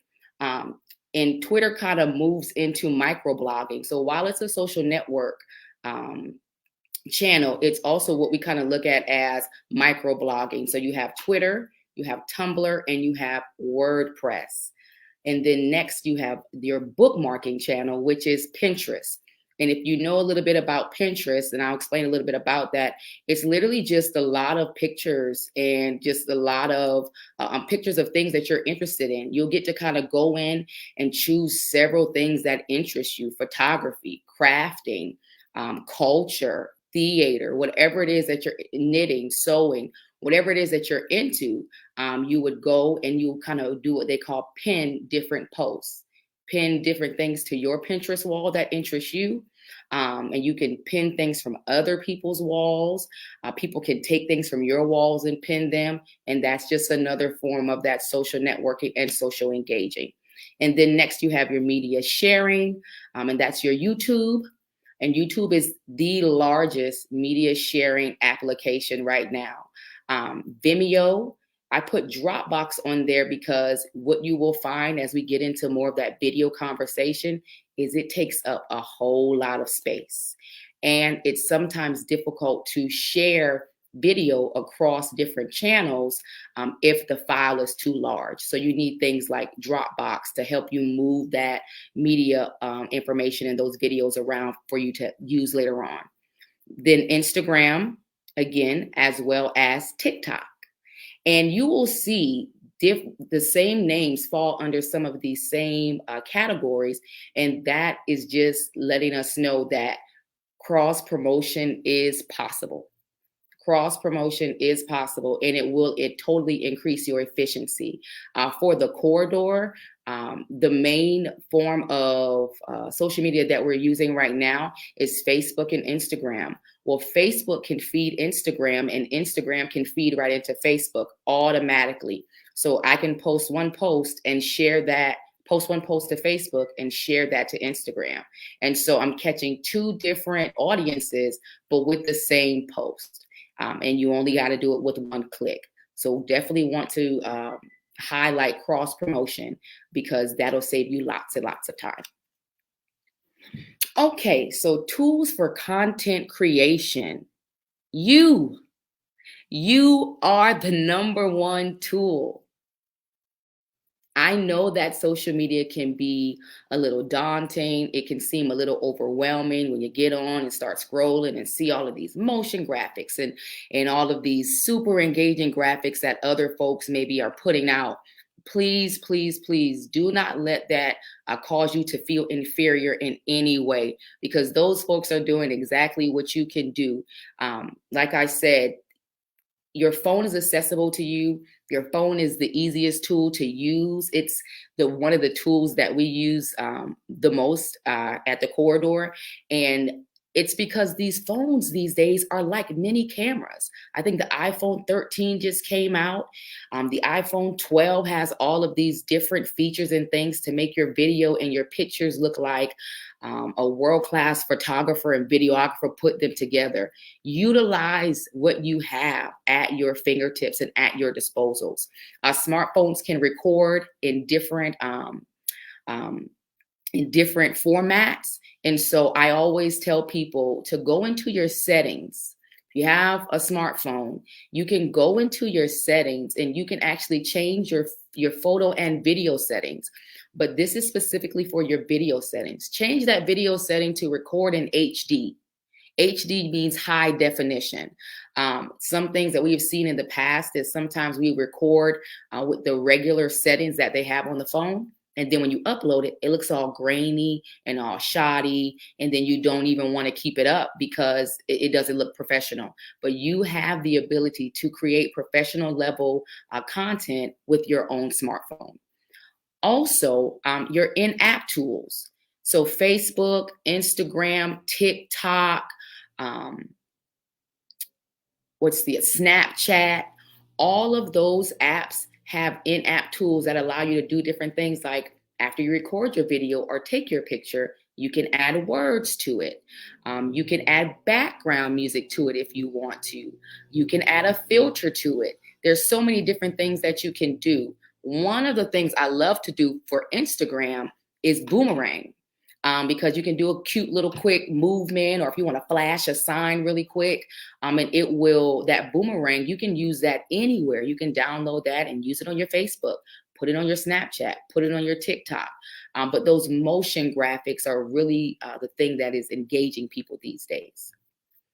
Also, there are many, many free applications. There's not enough room on this slide for me to put how many free applications are out there. It will take a bit of vetting for you to figure out which ones meet your need.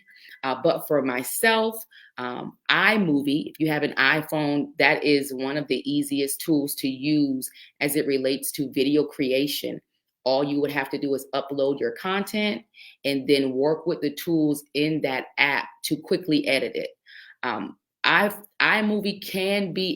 is probably a little bit more, it can be for beginners, but it is a little bit more intermediate, I would say. So one that I have grown to really enjoy is called VN Video Editor.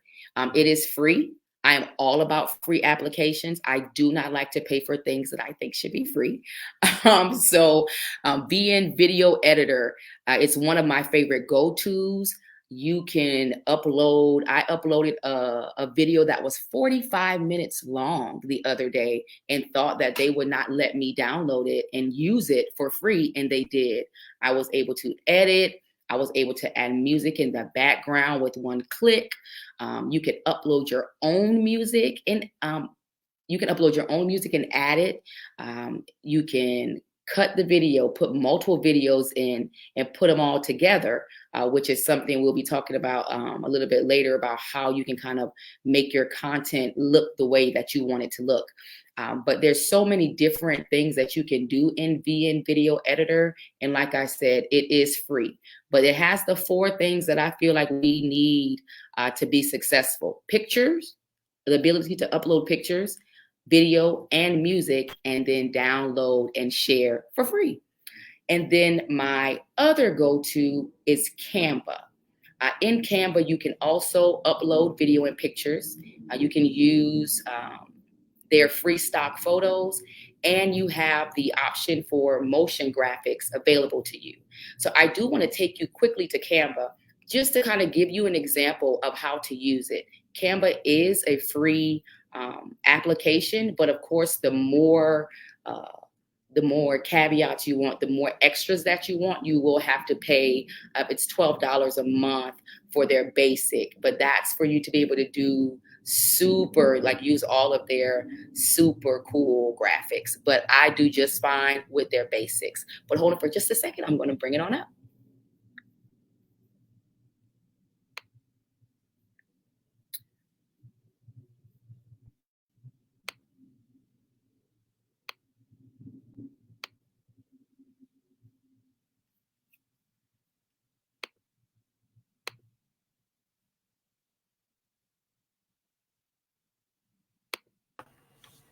Hey there.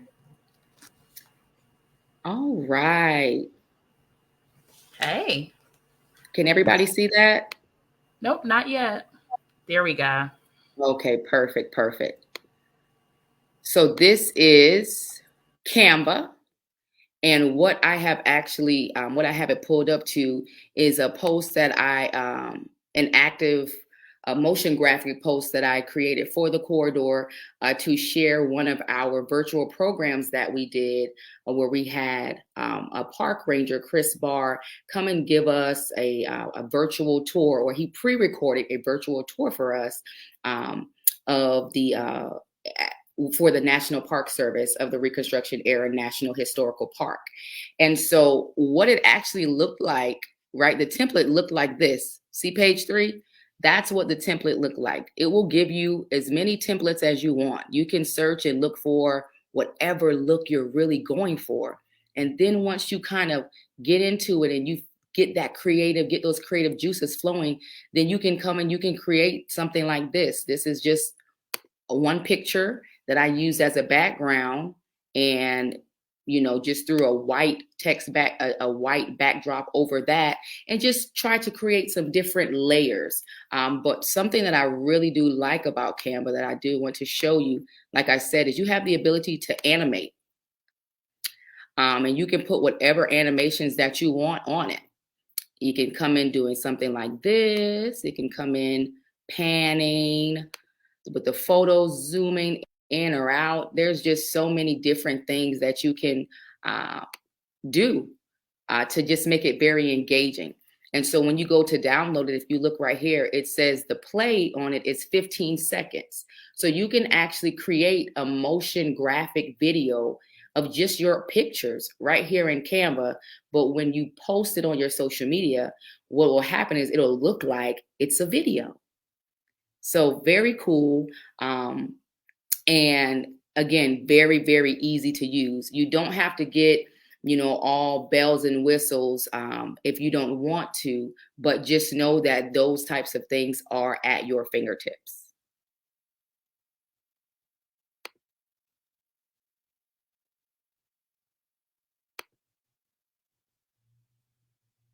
Okay, so I'm going to go back to the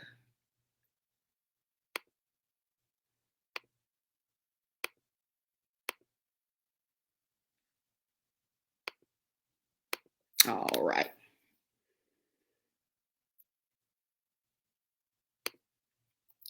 Okay. So tips for engagement.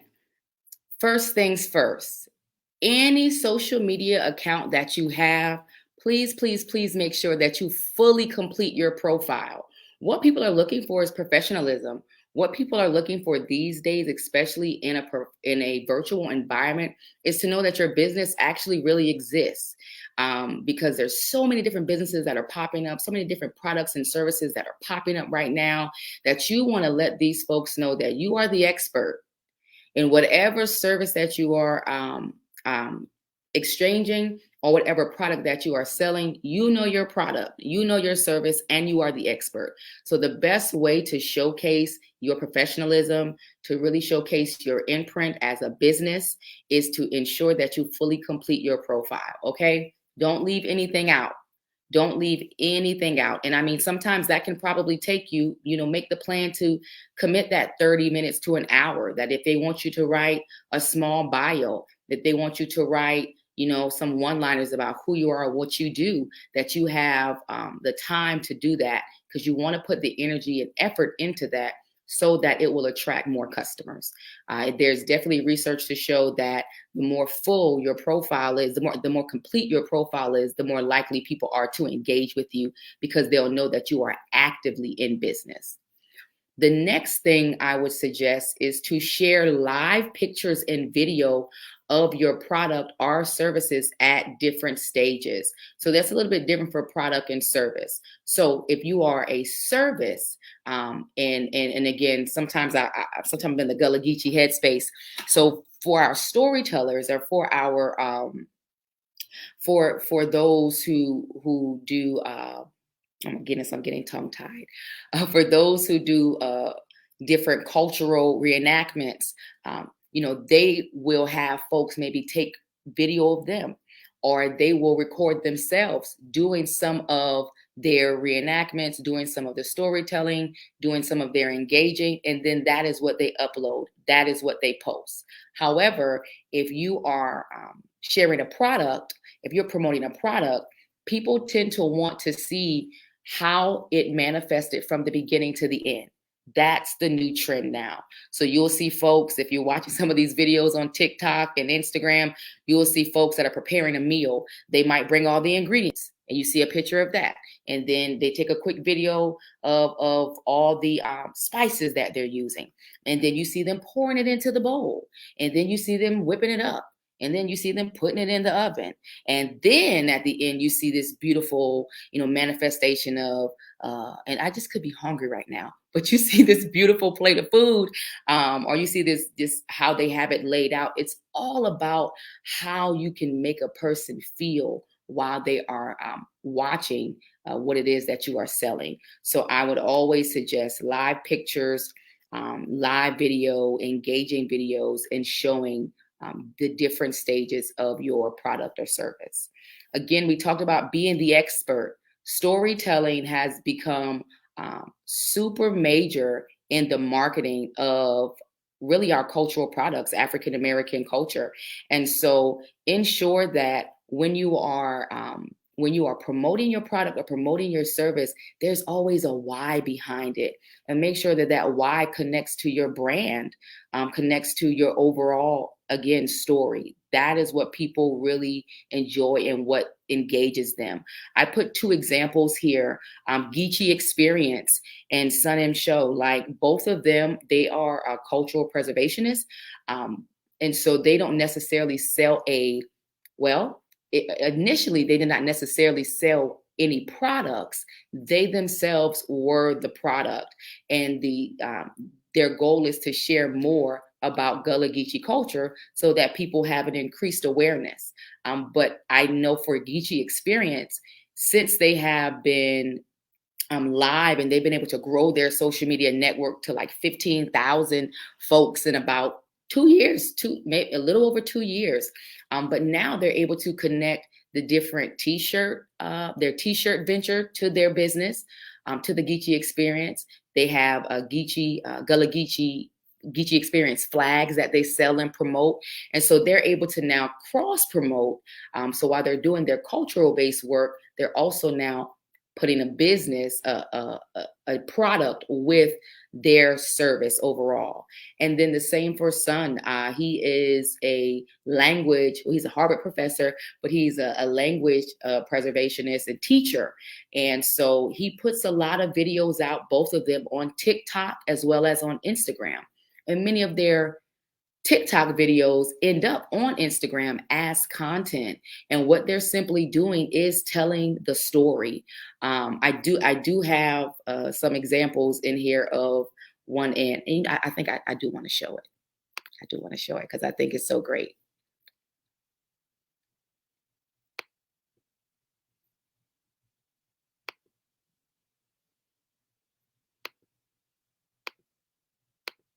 So this is a good question. Wait, no, I'm gonna come back to it. I'm gonna come back to it at the end. But I do want to show you all an example of how the Geechee Experience engages their audience, but I'll come back to that. Also, the use of hashtags. Now, do not overuse hashtags, but hashtags are utilized to help different people find you. And oftentimes when we use hashtags, it's typically used mostly on Instagram. And that's because different hashtags will cause different relevant posts to come up in other people's news feed and timelines based on what they have already been viewing. So if you ever get on Instagram and the first things that you see are like news that you might enjoy, posts that you might like, or all of these posts about different things. What Instagram has done is they have looked at what you've been watching, what you've been searching in previous times that you've been on the app, and then they're going to put in front of you relevant content. So the way that you become relevant is by using some of those hashtags, because that Instagram pulls from that in order to figure out what content they'll put in front of a user. And I'll use us as an example. Of course, we use Gullah Geechee, we use Gullah, we use Geechee, we use Charleston, we use corridor, we culture. It's so many different Black culture, African American culture. There's so many different tags that you can utilize. A little trick when it comes to hashtags on Instagram is you can actually search a hashtag on Instagram, and it'll tell you about how many people are using it.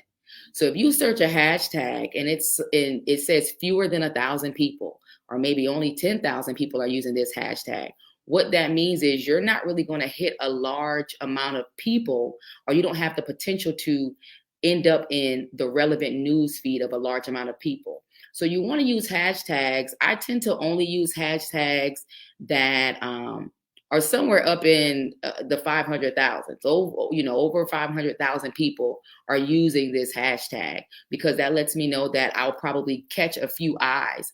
And I'm always so amazed when I post certain content and use certain hashtags, the people that it routes to my post. I get so many random likes just because of the different hashtags that I use. And when I go back and look at their page, because I like to see why people engage with me. So when I go back to look at their page, I recognize the connection somewhere on their page. Is it travel?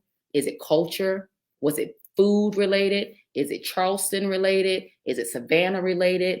Because you never know who is searching and what may come up. So those hashtags will always be important. And you can use the same hashtags over and over and over again on every post. As a matter of fact, I tell people, use the same hashtags as long as they're relevant. As long as they're relevant. And generally try to use between 5 to 7. You don't really want to go over that amount. Next is to create a link tree. Not sure if you ever heard of Linktree, but Linktree is literally one link that allows you to put all of your different social media links, web pages, etc. under that one link. So when you if you were to create your Instagram and you put the Linktree link on it, when you click it, it will give all of your social media that you put up there. It will give, if you have a website, if you just have a bit.ly, a one pager, you can put that up there, and then you can name it whatever you want. It doesn't have to be, Angel's Facebook. No, I could call it whatever I want, and it just goes to my Facebook page. I could just say, or for the corridor, get with the corridor right now. Explore the corridor. I love to say that. Explore the corridor. And they can click that link, and it may just lead them to our website with all of our historic sites that are listed. That's really kind of how it works, and it's easy. You can put it in your bio on LinkedIn. You can put it on your bio on Instagram. You can put it anywhere where you can upload a bio. Facebook as well. Another suggestion would be to create a bit.ly. A bit.ly is somewhat similar to Linktree. However, a bit.ly will actually help track that engagement. It'll kind of look at and it will give you feedback in real time KPIs, your key performance indicators, to tell you how you are actually doing and how your posts are performing. And there on Facebook and Instagram, they will also give you those types of analytics, but bit.ly will do it in a fashion that that tracks all of the links that you have connected to it. So similar to Linktree, but will give you a little more feedback if you are into analytics and tracking, which will be important if you're talking about paid social media and targeted ads. Targeted ads, that is something that I do promote. However, I do not agree with just doing targeted ads on a whim. You know, Facebook will send you that, would you like to boost your post for $10? You can reach 10,000 more people. They're basing that off of their analytics, but you have to get it down to a science for yourself, for your business, and for the community and the target audience that you are engaging. So doing targeted posts are a good thing, but you actually have to create a content strategy, a marketing strategy for putting those targeted posts out. Another suggestion would be ensure that you have a call to action. You know, follow us on and give them all of your social media, any place that you would want them to follow you. It's good to have the same social media name if you can on your different platforms.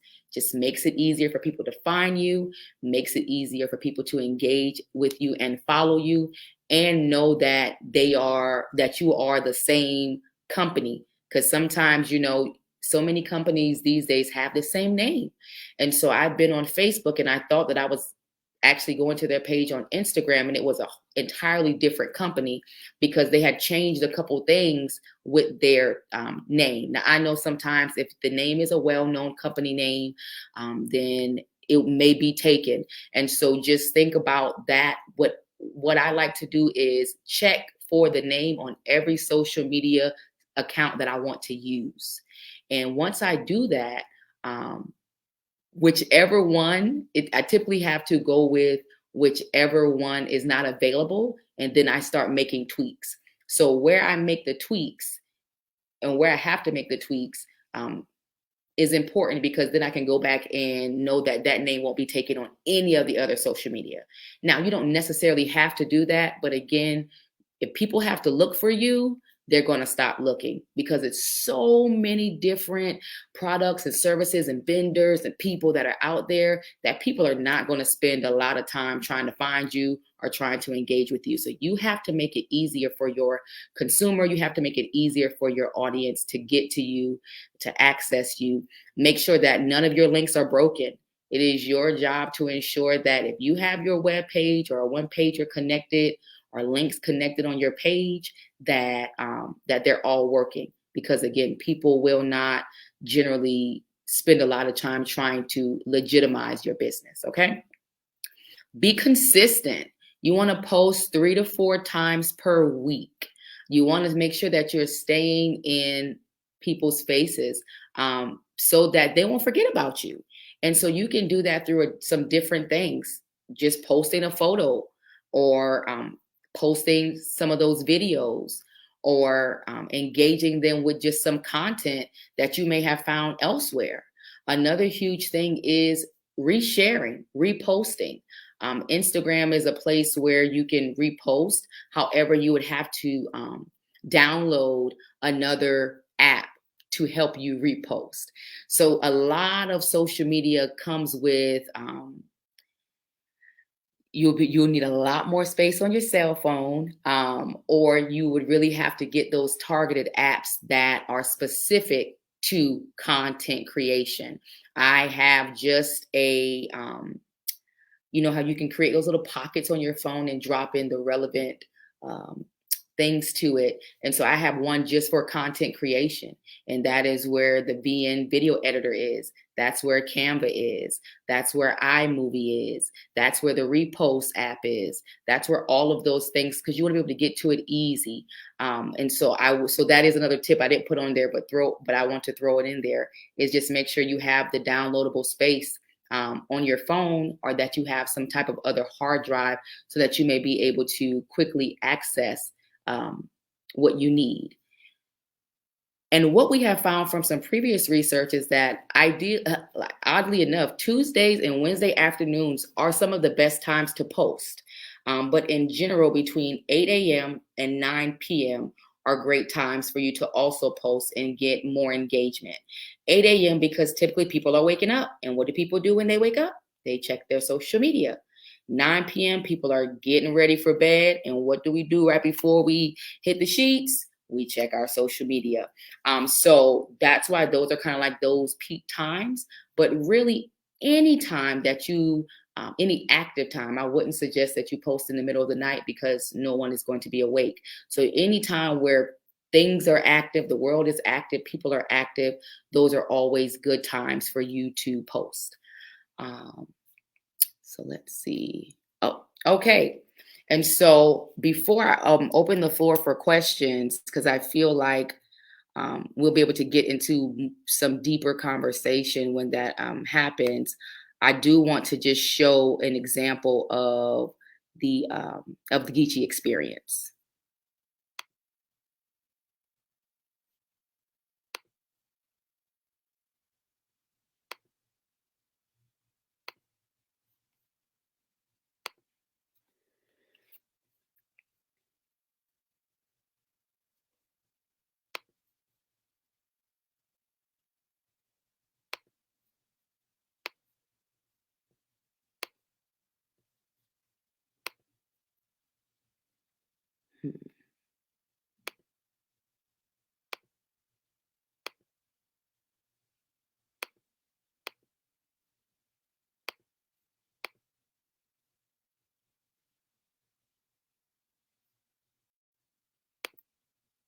I like you see people descendants of like Caribbean people.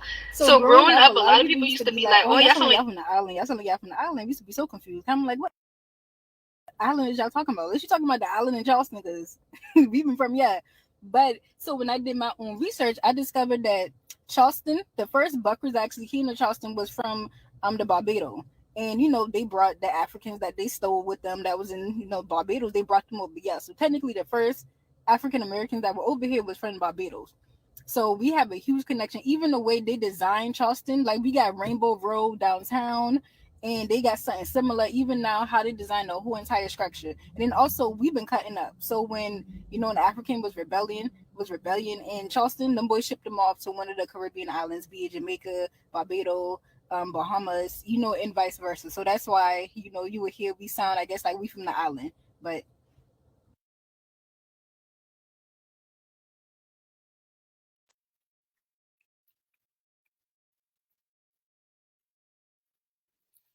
were you all able to see that? I hope that you all were able to see that video.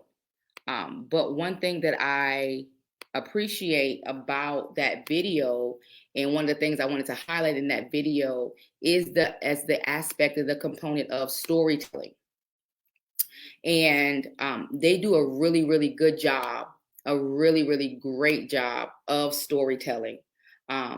But one thing that you may not have seen is she had on some hoops. She had on some sweetgrass basket hoops. And in that actual video that she posted to Instagram, because she made that on TikTok, but on that actual video, she tagged that product. She tagged those sweetgrass earrings.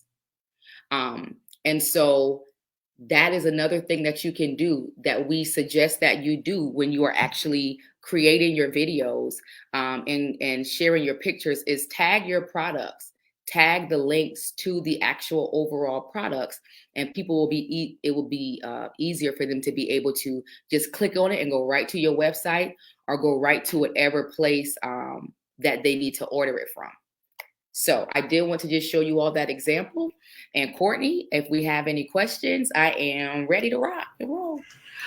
Well, I have questions, a few comments, and then we'll give the audience time to generate a few more if they have some more. So first, I want to thank you. That was excellent. I'm super appreciative of the time you took to really put that together and lay that out. Hope folks were able to take notes. I'm sure they're going to ask can I get that presentation? So do let us know if you are willing to share that. We certainly want to make sure that we pass your contact information along. Definitely, I know some of the work, or a lot of the work that you've been doing with the Gullah Geechee Cultural Heritage Corridor Commission allows for partnerships and opportunities for those to connect. So please, if you would share your contact information with everyone, that would be great. So I'll take a quick pause. You want to share that now, or you want to wait till we're done? Well, I don't mind sharing it now. You can feel free to reach out to me at A Parson. So that's APARSON. And you know what? Can I put it in the comments? Yes, please. That would be excellent. Please add it to the comments. So we'll have that in the comments. So we will certainly want to make sure our audience has a way to connect with you. But I want to make sure that we highlight a few of the things that you pointed out so well. One of those is understanding the social media networks, how to use them and when to use them and what they're really used well for.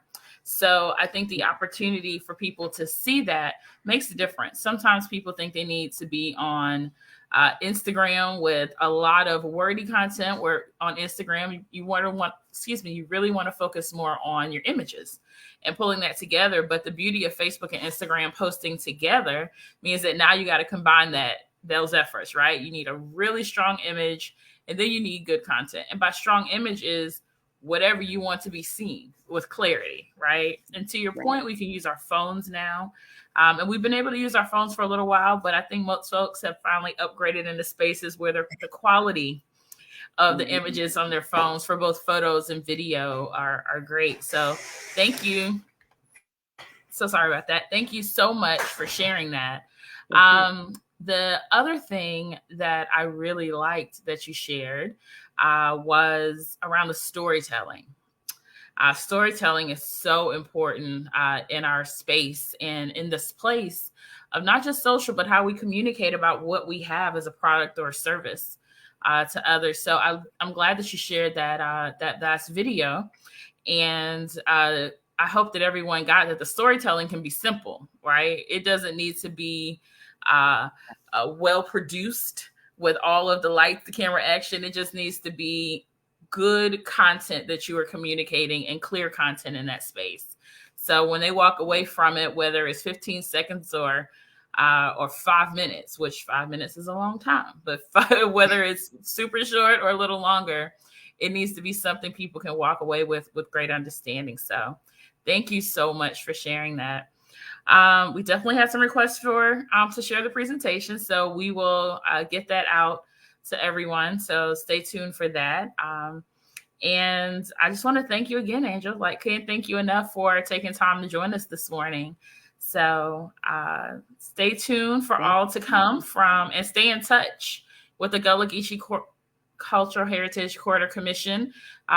You heard Victoria mention that in our first session, and Angel reinforced that. Follow them on social media. Follow all of us on social media, but definitely stay in touch with them and the things that they're doing. And before we go, we did get a quick question that popped in there. We talked a little bit about boosted posts and ads. So you talked about being not just one-off doing that. So how would you recommend that our audience, when they are building a strategy for paid social media, what would you recommend about that? Do you recommend paid ads? And, what does that strategy in an overview look like?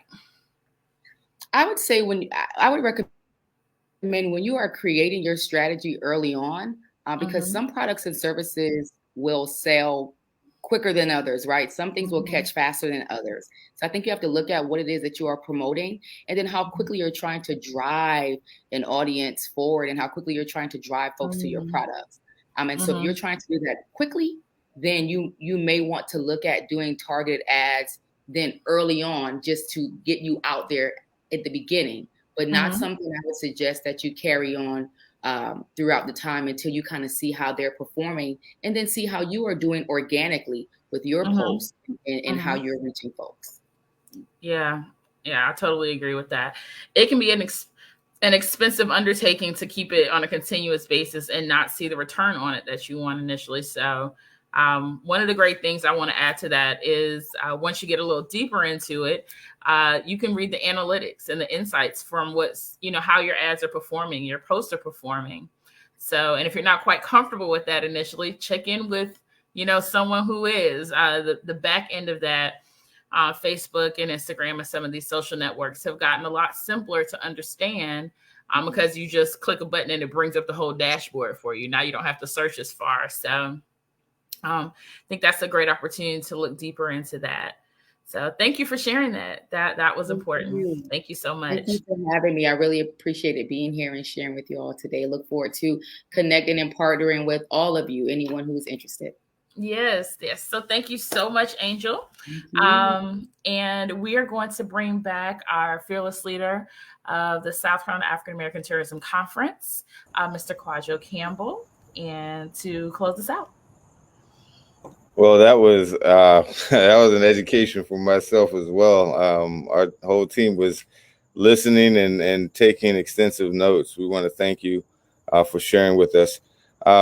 Courtney, I want to thank you too for being an outstanding MC and hostess today. You always drive the conversation to where it's beneficial from the person who's just entering to a person that's been in this industry and been delving into it for a while now. So thank you for your perspective, always fresh. You're welcome. Really thank you everybody for participating with us today. This was going to close out our 2021 South Carolina African American Tourism Conference.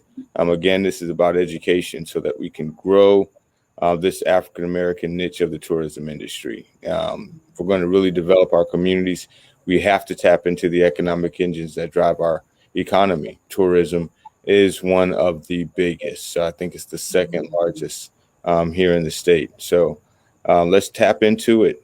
Coming up in February 3rd, a Thursday, we'll be having an event. We'll be partnering. You heard partnership. That was the word for today. We'll be partnering with some other organizations that we'll be announcing soon. But we're going to be doing a social media and social influencers event. That's a big part of promotions and marketing in the tourism sector, and it delves into other sectors. So we'll be having that event, and we'll be inviting you all to participate. It'll be an in-person event. It'll be a nice event. We'll make sure that we're all protected as far as COVID protocols. But we'll keep an eye on how things are. If it's too heavy as far as variants and those type of things, we'll readjust. But for right now, we're looking forward to that event. Also an announcement, we will be instituting the African American Tourism Council. And that is primarily going to be, there's a lot of organizations pushing African American heritage and tourism, but this entity is going to focus on economic impact and ways to really strengthen the economic impact for our communities because we want to grow. So look forward to that. Big thing coming out of that is a branding program for our state, and Foresight Communications will be heavily involved in that. I'm excited about that partnership. So really, how can we make the Gullah Geechee culture and Black culture here in South Carolina beneficial to our communities the way the Creole and Cajun culture is to African American communities in New Orleans? We want to put together that type of marketing and branding program that really focuses those dollars into our community, into our businesses. And so let's build the products and let's promote the products. So again, thank you guys for joining us. Looking forward to just continuing to build this industry and our places in it. God bless you and have a great weekend. Thanks. Bye, everyone.